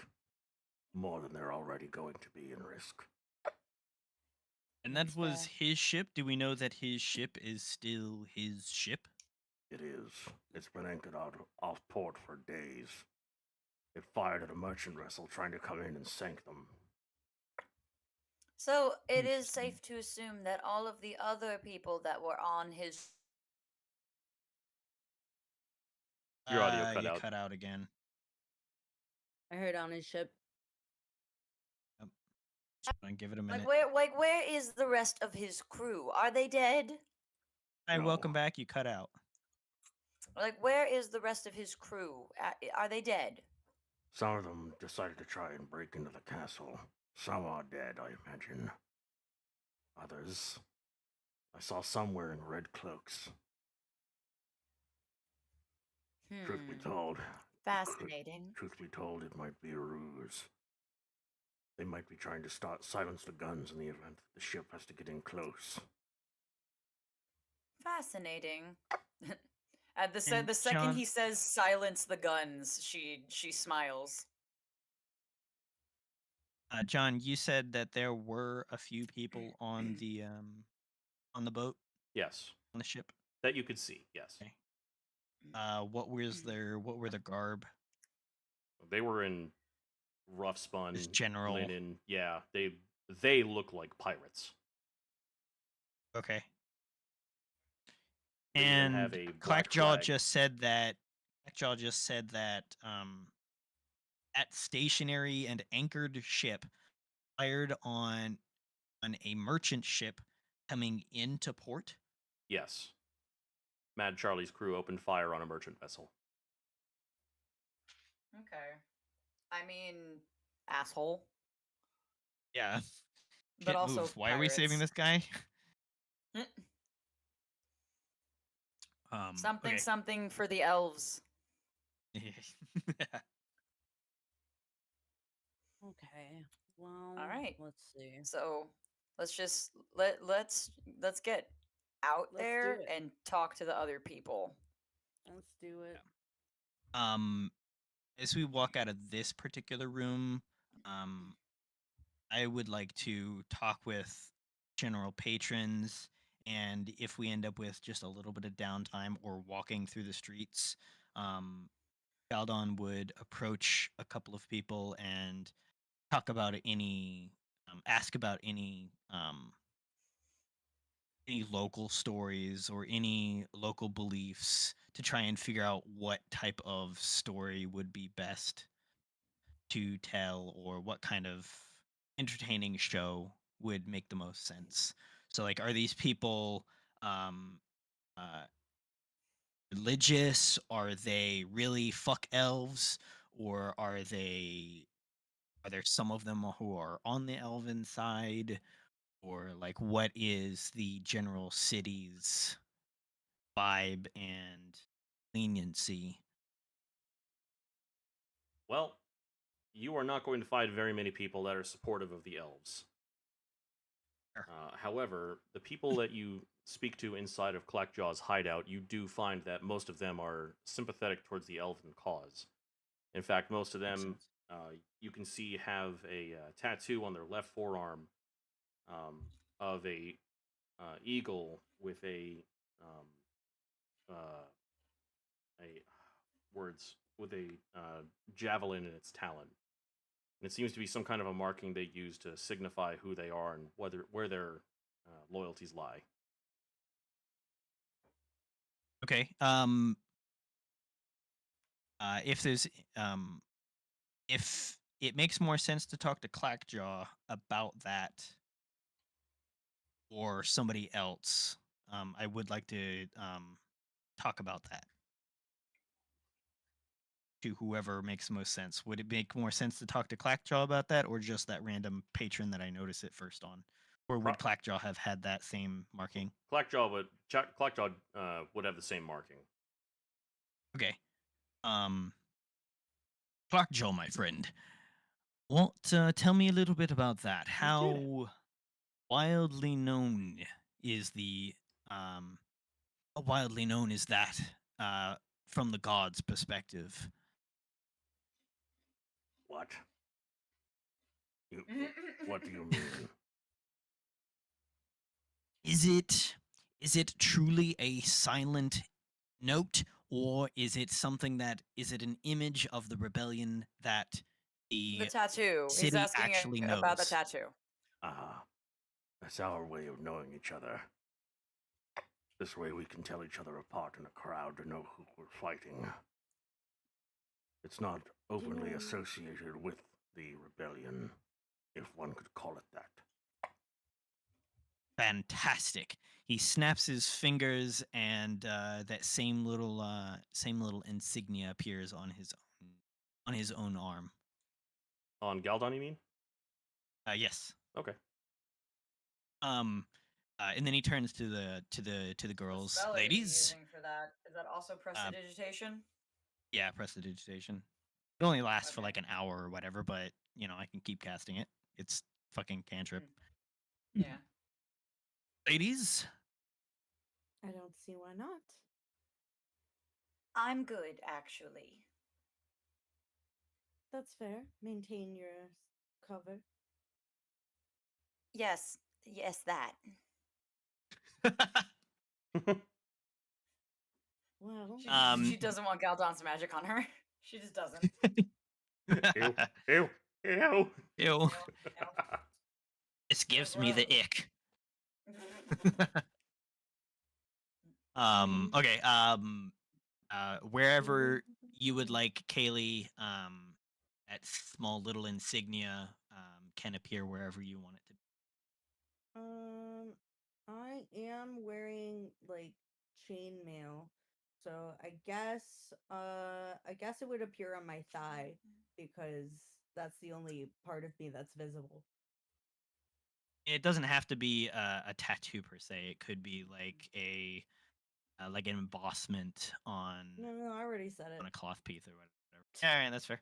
Get the thigh tattoo. Decision's Thigh already Get made. tat.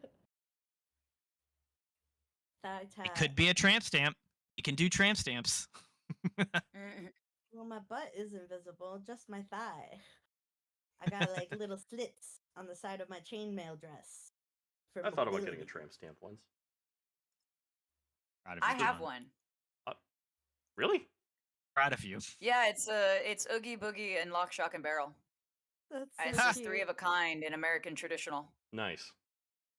Yeah. Yeah, it was while I was working at Spirit and very drunk at the time. I thought about getting the Spirit Halloween logo tattooed as a tramp stamp. God, that would have been so great. I'm so happy I didn't. So, out of character, the candle is the church. What is the house of the council? That is where there is 'Cause I'm a looking at the map. yeah. The House of the Council is more or less where the lawmakers reside. They're the ones who make decisions. The king is kind of in charge, but they're the ones that seem to really be the ones in decision of making law. The king just gives it credibility. Okay. Aurelia is going to dispatch herself from this group and make her way through the high streets to the candle. All right. As you make your way Everywhere she goes, Yugen will follow her and keep an just keep an eye on her since she is separated from the party. Okay. Well, I mean, having a raven flying overhead watching you is a pretty goth thing to do, so she accepts it. Yeah, there you go. It's pretty metal. It's pretty metal. Adds to Yeah. the aesthetic. Yeah, she makes her way through the high streets to the candle.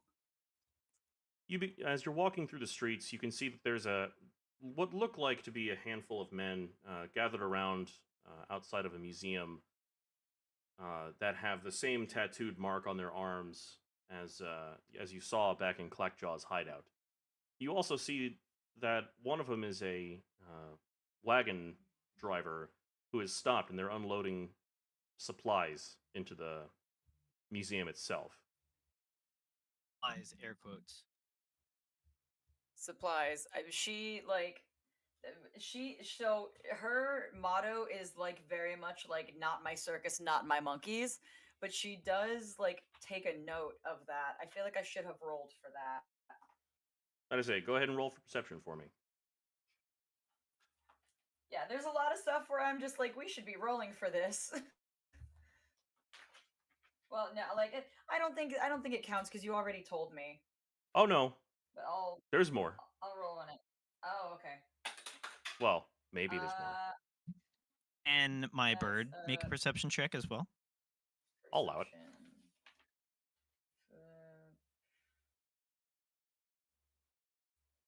Do we use the bird's perception or my perception? Wait, no, it would be Burb's Burb. perception. I got a 12. So you notice, much to the difference of all the other thugs you've seen, these guys are not smoking. They are very gingerly unloading these crates and setting them on the ground, and then moving them in with a dolly. Cut out on my end. I can't hear fucking anything. Oh, sorry. Can you hear me out? Yeah, it's occasionally for some reason it just like stops transmitting and like all noise from all of you guys is just gone for like a solid like 5 seconds. Yeah, that happens with your audio occasionally. It's probably just the Yeah, I don't know. Discord.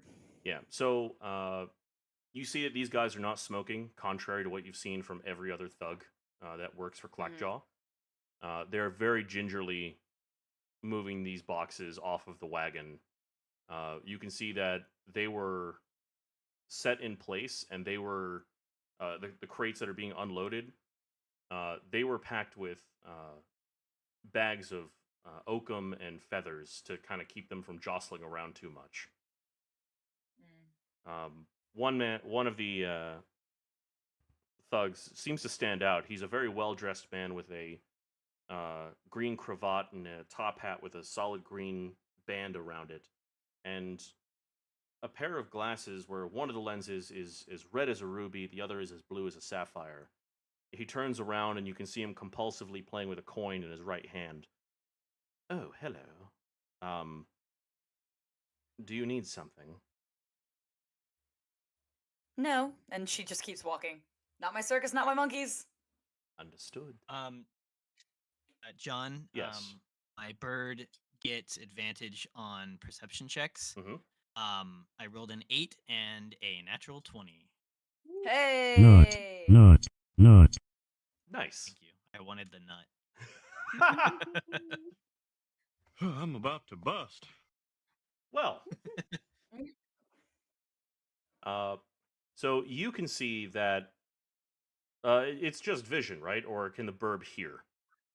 It is advantage on wisdom perception checks that rely on hearing and sight. All right.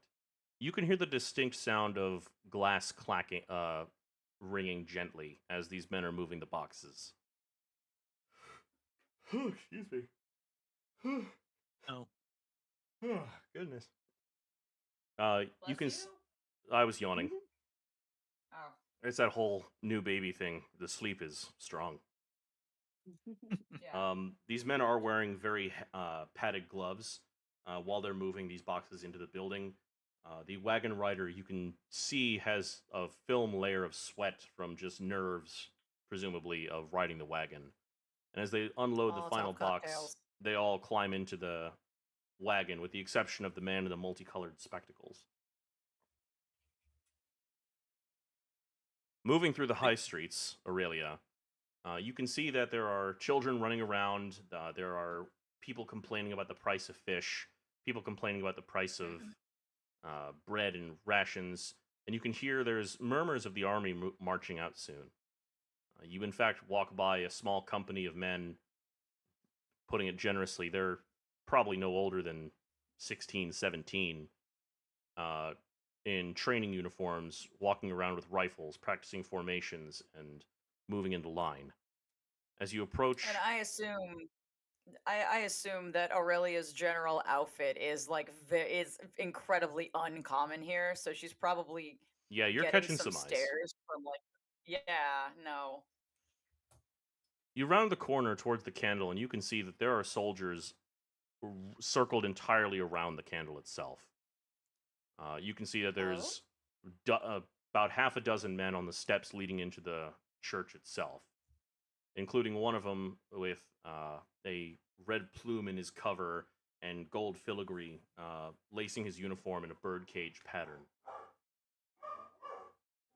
Ooh. Loud puppies. The man stands there, and as you approach, he descends the stairs to meet you. Apologies, young lady, but you're not allowed to enter the candle at this time. May I ask why? The Archbishop has taken to a private mass. Yes, well, that is unfortunate, being as though I come with tidings of peace and also as the herald of oh god, where's my fucking paper? Fuck, what's my name? No, because there's a bunch of stupid shit here that I did a lot of research on that I forgot. Especially as the herald of the Church of Araleth, Letheranil. God, fucking elf people. Say again? And then she fucking elf shit. As a herald of the Church of Araleth, and she holds out the very important document that she has with the seal on it. It's so shiny. I am here under quite political matters. I will assure you. The officer grabs the paper. Teeny tiny little girl in Gothic Lolita walks up and is like, "I have a permit." Yeah. This is just a piece of paper. It says I do what I want. The officer Sign takes that slip.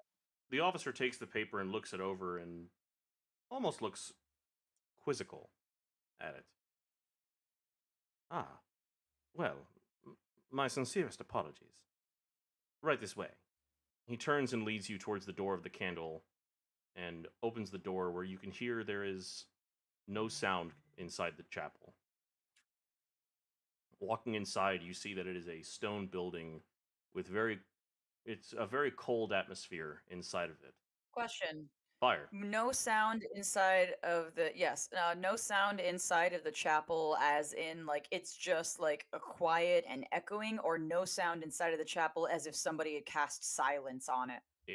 Go ahead and give me an Arcana check. Person who pretty Yeah. much will pass every Arcana check I have. And then Hugin would perch on some kind of tree or something outside to kind of see inside of a window, or just if not see inside, then That's a loop around the 19. building. Oh, Jesus. As an 8 plus 11. You can immediately tell someone has Nice. cast silence on this place. As you step through the door, it's almost like stepping I through... go to speak and nothing comes out, right? Yes. Damn, okay. You step inside, and it's almost like stepping through a veil. Like, you feel a chill going through your spine and body as you step into the chapel. And things that weren't there before, you seem to notice now.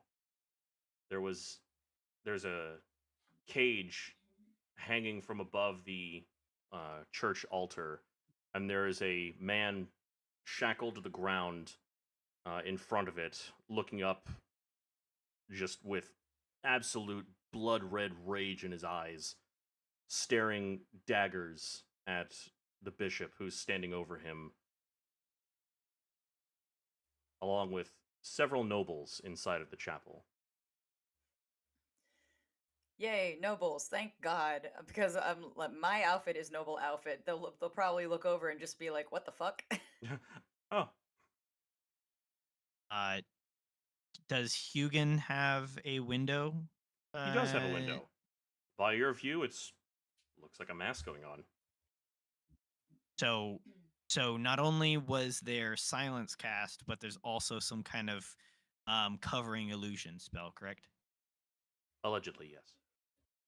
If there's okay, silence cool. cast, then that means none of these people inside can speak either, because it's silence. We can't have a conversation in here. Shit. Yeah, the sending stone is useless, unfortunately. Yeah, well, no, like not the archbishops and Oh. everyone inside can't even speak because the Mm. silence is a sphere, right? It is. The sending stone isn't telepathic. I don't believe so. I mean, it casts sending, so I believe you have to verbally speak your message. For sending. It's message that's telepathic. If I remember correctly. Before I fully approach, I would like to cast Borrowed Knowledge. Borrowed Knowledge is a 2nd level spell. The duration is an hour. You draw on knowledge from spirits of the past. Choose one skill in which you lack proficiency for the spell's duration. You have proficiency in the chosen skill. The spell ends early if you cast it again. Mm-hmm. I would like for the next hour to add proficiency to my stealth skill. Okay. Hey, 'Cause I weird don't question. have proficiency in that. Are you still Yeah. wearing your hat? No, I took the hat off once I got out of the the non-smoke infested area. Okay. You don't wear hats in church? Are you crazy? Look, some religions do. Does this one? No. No, they don't. With her though. Yeah. No, she took the hat off because it's sacrilege to wear a hat inside church. Indeed. I've only been to church twice in my whole life, and even I know that. Well, Yeah, again, Roman Catholics, it's men are not supposed to wear hats, women are encouraged to wear hats. I don't understand why some have to wear hats and some don't. I'm not a very good Roman It's Catholic, being that I'm a weird. fucking pagan. Man, listen, I'm Jewish. I don't know. Yeah, it's fair. But yeah, I'm gonna cast borrowed knowledge and give myself proficiency in stealth should I need it. All right. Or maybe should I go with deception? No, let's go with stealth. I don't have proficiency in stealth. So Aurelia silently walks up behind who I assume is the guard captain. The guard captain stayed outside. Oh, okay. From So what you can it's see, just me. it's just you and a handful of nobles sitting in the front row. You do see that there are some off in a corner that are conversing, but you can't hear what they're saying. Yeah, because there's someone fucking cast silence. Indeed. Aurelia walks down the aisle to the pews, where all of these, who I assume are older men, because that's kind of how these church things go, are staring at her, and she stops like in the middle, and she does like a very formal like leg all the way like 180 curtsy, grabs the edges of her skirts, and bows to the archbishop. The archbishop uh, bows his head and and pulls up his staff above his head and waves it twice, and you can feel a kind of a breath of relief coming over you and others as it encapsulates around you the dissipation of the silence spell, but only within a 10-foot radius. Okay, yeah. I mean, 10 feet's enough. How may we assist you, my child? Archbishop of Korth, my name is Aurelia Brightheart, and I am here on behalf of the crimes of the man before you. Ah, yes. She points to him. The pirate. Wow, there's a fucking knee-jerk Ah. reaction. The pagan. The pagan. The pagan. Sorry, I didn't mean to say that like the Manchurian Candidate. I don't know why I did. Incredible. My trigger word.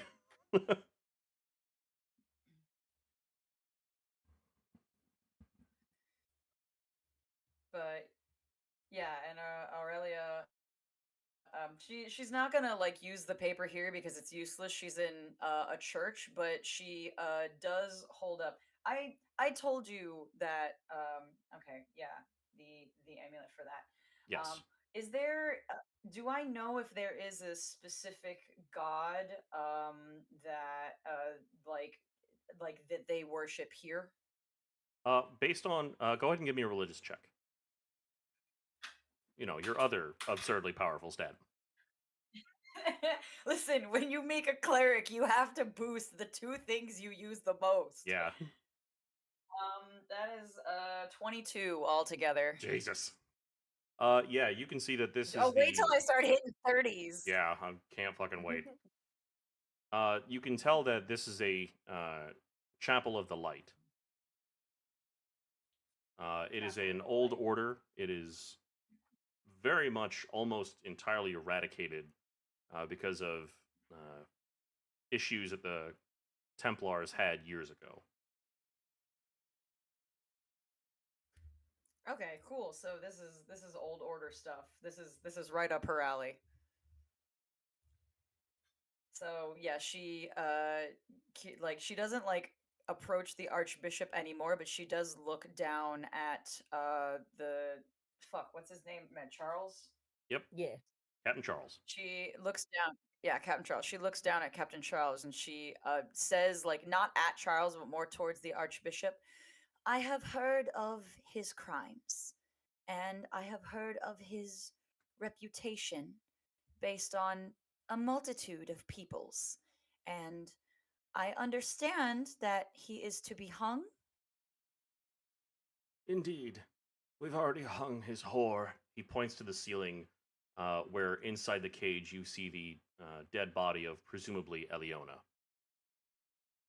She like winces because, like, that's gonna make anyone uncomfortable. Yeah. But also, it's like, oh, okay, well, she was a whore.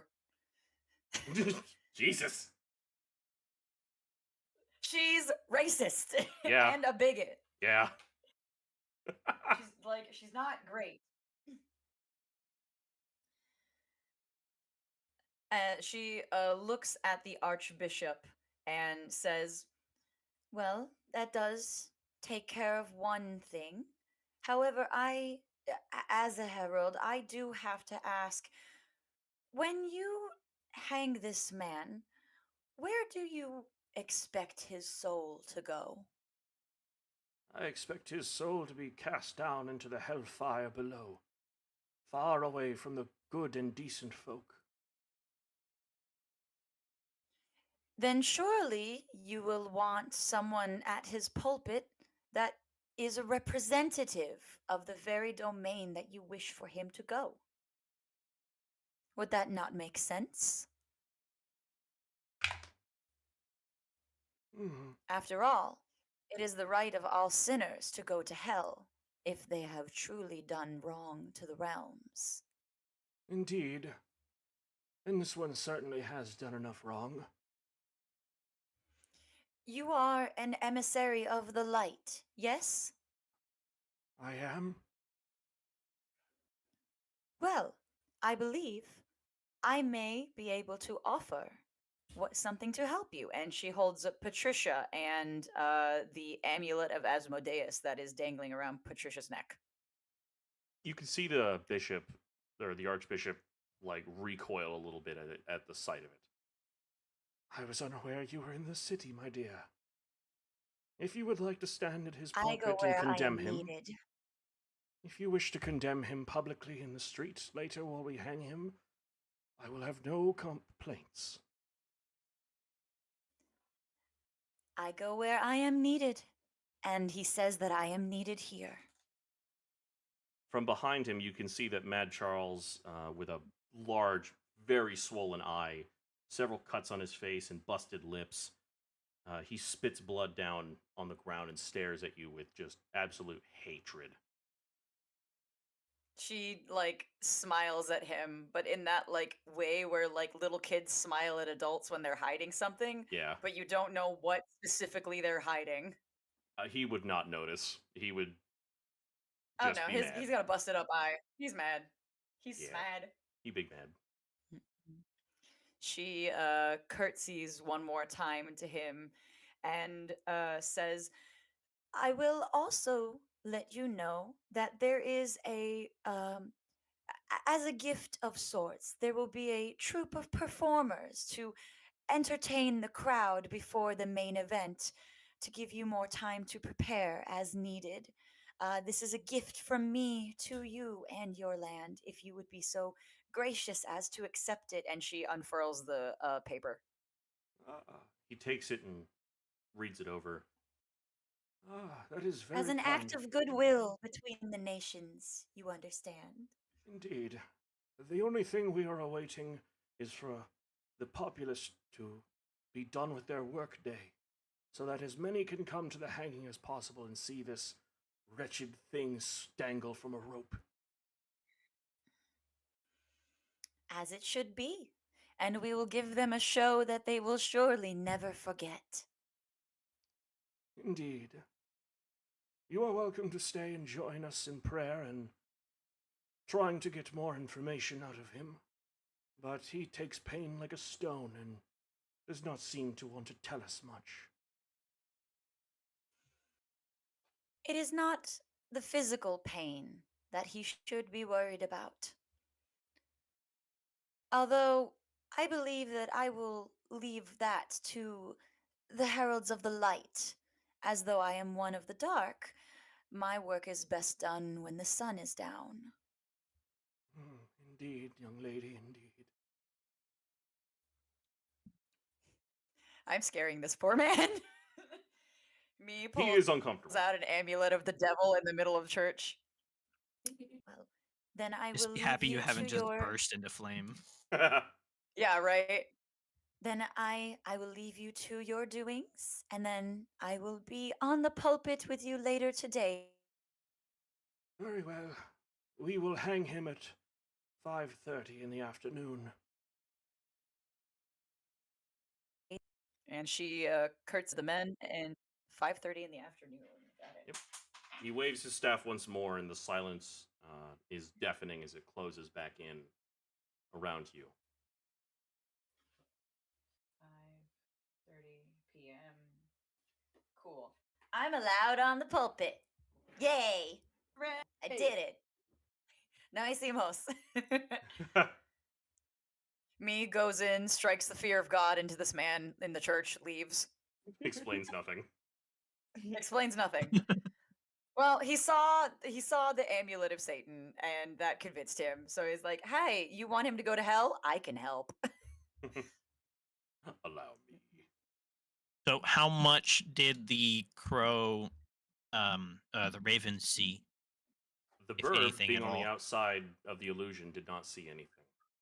Again, the bird just sees that, well, you don't see her. You just see what looks to be Yeah. like a mass gathering. Okay, so that answers that. So I don't even see Aurelia approach into the middle of the room at all. You do Like not. she doesn't exist. Yep. Okay, that's good information Ooh. at least. Interesting. Okay. The second I get out of the church and walk a little ways away, I pull out the stone of sending and then begrudging. Do I have to say like the word friend in common, or do I have to say it in infernal? You have to say friend in an infernal. Okay, well I speak infernal, so that's great. Huh. So she says friend in infernal, and she relays, King Charles is in the candle. I have convinced the Archbishop to let me stand in the pulpit when he is hanged. That's 22. Get At fucking words. 5:30. When he was hanged at 5:30. Perfect. One more word. I'm good. I'll leave it there. At 5:30 p.m. All right. We're not gonna pull a jester here. Yeah. No, it's good. It's good. It's good. I got it. Oh, I don't that was understand the great. jester thing. I was just making a reference to Deadpool. That's a Uh, crit roll thing. Oh, Yeah. okay. Yeah, I Very fucking funny. haven't gotten that far. Yeah. I Critical also Role. don't watch crit roll. You're good. All right. All right. All right, she did it. This girl. Yeah, it's like I was raised by nobles in a religious sanctimony or something. I know, but I'm over here. I don't know. So You just be saying things. I just be Uh, saying things. Hugin circles around. For one, just does a loop around to make sure that there's no threat closing in around her, um, or anybody strange or suspicious or whatever. And if not, then the bird will swoop in a little closer when she's kind of out of the way and much farther away from the candle, and just kind of perch and kind of caw and move its head around in curiosity. So it's All right. All right. Well, I guess cut Bird friend. to us and bird friend, yes. bird friend. Yeah. She did it. Amazing. Yay. Well, I suppose now it's Yeah, time and to like prepare. my stealth is high for the next hour. I don't know what time it is. Currently, it is 2:45. You got about 2 hours till the hang, 2.5 hours to the hanging. Okay. Okay, so I have stealth proficiency for the next hour. Bilbo, Waterfront Market, High Streets. There's the council. That's the house of the council. And How the frequent hanging. is there a cooldown for the Stone of Sending? I think you can cast it once a day. Let Okay. me Well, double I check. used my one, and it was a pretty damn important one. Yeah. No, that was great. Let me check my sending stone. It's up here. It is indeed. Oh, I accidentally deleted it. Hang on. Sending stones. Pew, pew, pew, pew, pew, pew, pew. Hang on. I gotta go to choose feature, armor, arcane infusion, replicate magic item, level 2, sending All right. stones. While you're doing that, what's Galdon Yeah, doing? once a day. Yeah, that is once a day. Yeah. Cool. So if she wants to talk to the bird on the way back to Clackjaws, she can. Otherwise, Galdon would explore the business district and the waterfront. I don't think she's going And straight back to Clackjaws. I think she's kind of like ambling around the town because she doesn't want like these people to like they're not suspicious, but also like she's like an auspicious person. So like she just doesn't look like she belongs here. So she doesn't want people to be like, why is that little girl running off? That's Right. fair. yeah. But I'm gonna continue to talk with the general populace and figure out what type of story makes the most sense to what type of story or what kind of entertainment to provide before the hanging. Something that would make sense.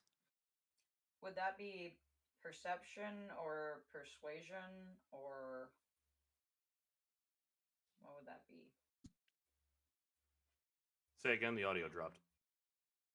Yeah. So Sorry, do you want me I to was do you want me to roll for investigation, perception, performance, persuasion, Okay, I'm to just randomly talk to uh, the populace and see what makes the most sense for a story and just kind of get general information from the uh actual people who live here who and the people who are excited for the hanging, like what's the chatter about the hanging? Oh, is it just, oh, he's just a pirate, let's hang pirate, or is there more political opinions about the hanging and whatnot? if you are looking for something specific to talk about, I'd say investigation. All right, it's not very big, but give me something big. That's very crooked. Oh my Oh goodness. my god, it almost became a 1. Thank fucking god. It's a 14. So the general feeling around the hanging is one of excitement that you can feel, or that you can gather of how people feel. There is a lot of anger being held towards Captain Charles, along with a strong sense of what's being done is right, because he's standing against not only the king but the welfare of the people. They believe that uh, they do believe that that he is nothing more than a pirate, because of how often ships that run into Captain Charles end up being attacked by him. Uh, you can tell that there's a lot of emotion towards. They don't believe that the kingdom is wrong. They think the elves are actively trying to start a war. Okay. So definitely not an underdog story. That's for damn sure. Yeah. Okay. Um, I think in the meanwhile, I would like to, because, okay, maybe I misheard earlier. Were we told by Clackjaw that some of Mad Charles' men had begun sporting those red cloaks? That is what that is what he said. Yes. Okay. he And said he didn't know whether it was on purpose because they're like hiding something or if they're actually like turncoats. okay. I think So, I think I want to go to the docks where we saw all those guys with the red cloaks and see if I can get more of a sense of whether they're turncoats or if there's like efforts to infiltrate beyond our own. Because if we can gain some more allies in this, that would probably be good. Um, so if we're all Setting just off like sort of fireworks again. litten up for the day, then I think that's what Kaylee would be doing. So I'd like to explore the docks a little more because that's where we saw the gallows being constructed, right? Yes. All right, so everybody's gonna end up there anyway. Um, so yeah, I guess at first I'm just looking around the docks and like getting the layout where the gallows and like I guess like strategic like exit points is what I'm looking for at first. Go ahead and give me a perception check. You got it, dude. Eat. That is 14 plus. I think my perception is 4. Let me double check. I will learn my stats, I promise, eventually. Hmm. My perception is 1. No, it's not 4. So 15. 15? Yeah. So, walking through the waterfront, again, feeling the mud squish beneath your boots as you're walking, Ugh. you can see that the thugs are scattered throughout the waterfront. There's a handful over by the lighthouse, and you can see more that the guards are standing around and just checking with the dockmaster about who is there and what their business is. But you can also see that there are ladders set up onto the roofs, and there are men standing on top of the roofs with muskets at the ready.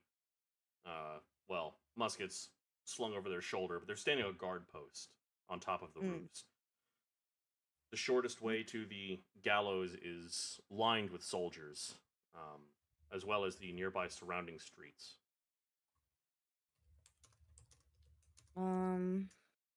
What is the is there this is a pretty big and developed city. Are there like sewers or catacombs that could potentially serve as a route? Because we're just trying to get to the water and then we're home free. Um, I'm looking first for our exit plan. Um, so is there anything like that that I would be able to utilize here? You do see that there is a sewer nearby. It's a graded sewer at the end of a long cobblestone trench work, essentially. It only goes about 3 inches deep, but it's for water runoff. You also see people emptying chamber pots there as well. Ugh. This is going to be shitty. Ha So literally. ha! Ugh. Alright, well, Kaylee rolls her eyes and like cringes to herself and is just like, "Ugh, okay, well, we're gonna have to do what we have to do. And Galdon has magic, so we'll be fine. And I would like to get near that sewer and investigate it further. Like, can we get into it? Is the grate welded shut? Is it just like a grate that's over it and I can pick it up if necessary? Like, what's the sitch there? As you walk up to it, you can see that it is a padlocked grate, but it is relatively old. There is signs of rust, as well as um, down below, you can see where the ground has more or less been not eaten, but you can see there's erosion from the water trickling down there for so long. As you step onto it, the padlock is relatively new, but you can feel it's got a little bit of give. Right. Okay. Well, I'm not strong, but I am crafty. So I would like to reach into my handy dandy bag and release upon the world my thieves' tools. Oh boy. Wah, wah, wah, wah, wah, wah, wah. And first I would like to make a perception check and make sure that I'm not being watched heavily since I am very pretty and pink. And if I am, then we're gonna have to do some stuff. But You don't see any guards that are looking at you. Their minds are miles away. They're more interested in seeing the hanging later. perfect. And then I would like to roll to pick this lock. All right, go ahead and roll for Yeet. Oh, oh man, it's only a 10. 10. Yeah. You feel the latch click as it unlocks. Hooray! All right. Well, that'll come in handy at least. Um, Now I would like to. I really do want to see where this like pops out, but um, not yet. Uh, I would like to. I guess I'm gonna. Hmm. No, I don't want to do that yet because I don't want to cast distort value again. Because I'm not sure. It's not a concentration spell, so I don't think it drops the one on the letter. Um, I wouldn't want to like cancel that out. Hang on. Added. Duration is 8 hours. Um, cast this object on an object no more than 1 foot on a side, doubling the object's perceived value. I'm just trying to see if it like drops when I cast it again. I don't think it does. Um, so I am going to once again cast distort value on the lock and just make it look a little more weathered. Um as if it weren't picked. Um um just sort of like kick some dirt over it and like, hope that nobody notices that it's open. Mhm. Cover my tracks a little bit, and then I would like to get closer to these red cloaked men, see if I can notice any of them that like okay.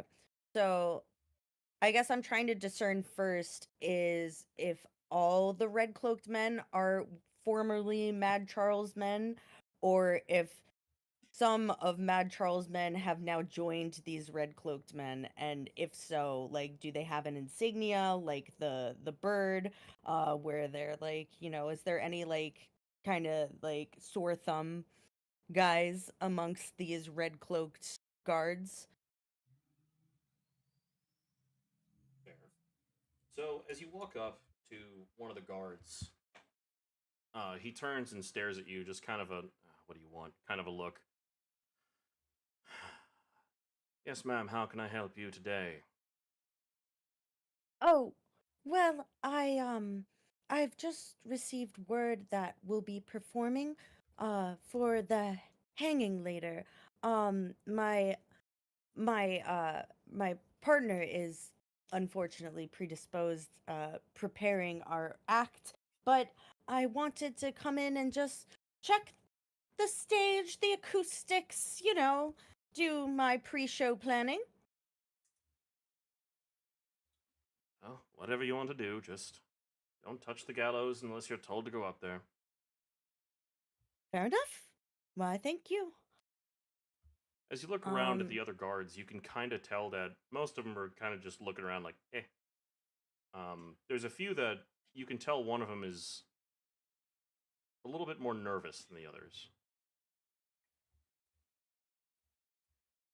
I am going to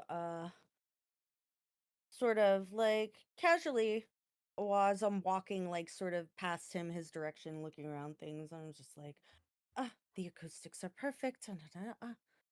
You got the pre-show jitters. Are you squeamish? Uh, no, no, not squeamish at all. What do you want?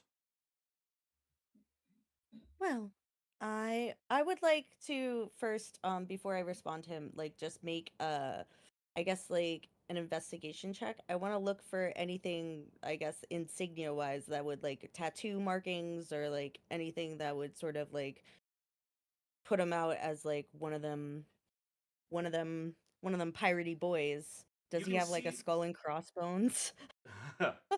No, but what you can see is that he has a much more tanned face and hands than most other people that are in the red cloak. You can tell that this person must have spent a long time in the sun. His hands Mm, around that are around his musket, you see a lot more callus on his hands as well. bet. All right. Um, you know, we've been tallying opinions on what kind of story we should tell tonight. Are are you a romantic type? Are you a type that seeks justice and the establishment of the order, or are you more in it for a heist?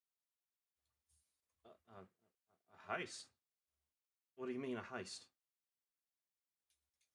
Oh, well, stories, darling. Haven't haven't you heard? There's been a gift, and that gift is me. You can call me. Hang on, I have a handy dandy list here, and we're just Oh gonna pick God. a random one. Hmm? You can call me Jacqueline Horrorive. I am a performer. Me and my partner Galdon are going to entertain the crowd, put on a show, buzz up the excitement. There's so much drama afoot. Uh, yes, drama. Might I I wink recommend, at him. in the event that this hanging goes forward, perhaps you should uh, find somewhere within cover.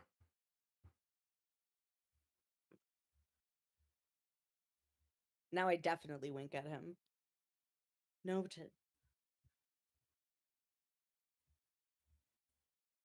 I walk on. I keep perusing about. Um, just for a moment. I don't wanna linger there too long. Um, and is he the only one that I see that is like, now that I know what to look for, that has that tan skin, that has that calloused hands? Is he like they're in? Go ahead and give me an investigation check, please. Ooh, that was a good one. Okay, investigation. +4, that's an 18. He's one of about three in this area that are tanned skin, and as you walk by one of them, you can see that there is a blood stain on the back left side of his cloak as he goes by, along with a Alright. hole about the size of a dagger that's affixed to his belt. Oh my goodness. I'm so excited. I'm so happy. How do I get them on my side? Okay. Um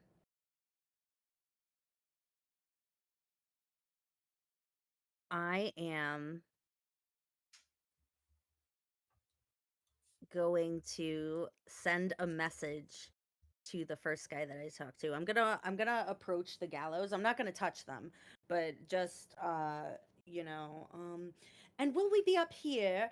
Do you think the acoustics would be better from down here? Just sort of like shouting questions at random people, and then I'm gonna as I'm like gesturing around, I'll point at that one weathered guard who warned me to take cover, and I will send him a message and say, "So you're a heist guy, huh?" You can see the guard kind of looking around over his shoulders, trying to figure out, why did I just hear that in my brain? What happened? And eventually he leers over at you for a moment and seems to be understanding. And he looks around cautiously and shakes his head down once. All right. I'm gonna keep like going about the gallows. I'm looking at. Do you think floral arrangements would be too sympathetic? They just they add such a flair to the show. And I send him another message. You can respond.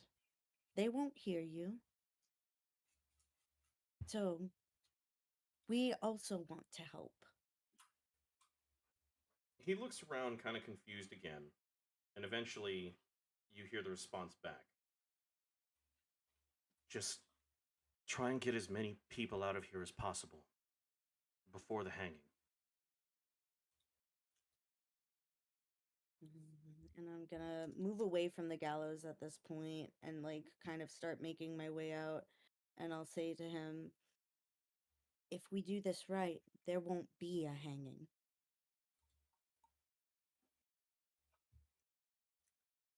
Oh, I have plans. How do you mean? There is there's a sewer grate. It's unlocked. We will be performing tonight.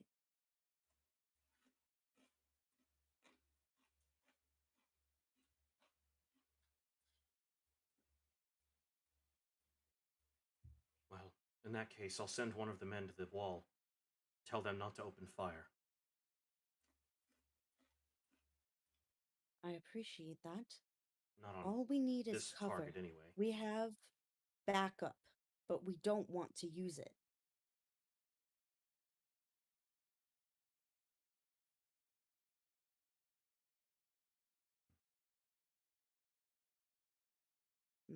I guess that's the final message that I send him before I leave.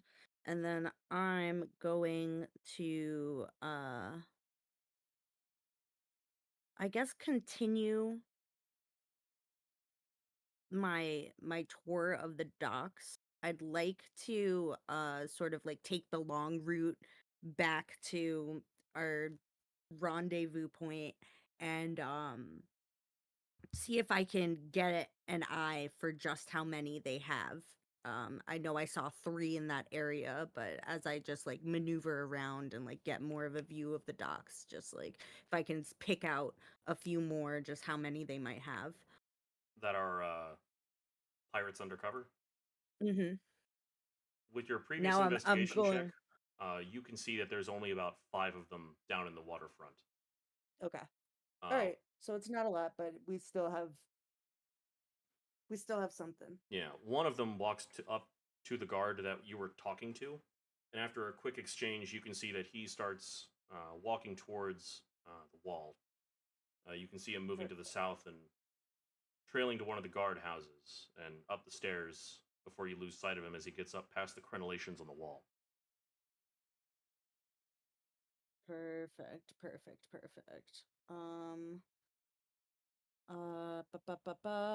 All right, so now I'm gonna take out my sending stone, and I will tell Aurelia. Charles has men in. Charles has men undercover. They won't shoot us tonight, but they are armed. I found an exit. I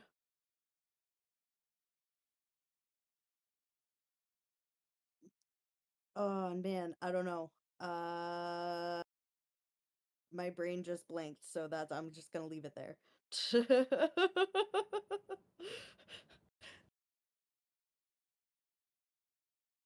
I guess meet me at the market. That's it. That's my message.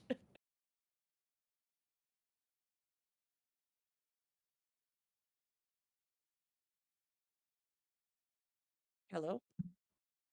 Hello? That was a message to you two, I assume. Yeah. Sorry, I Mary, didn't you can realize that my resupply. I I know I didn't realize that my mic was muted. Ah.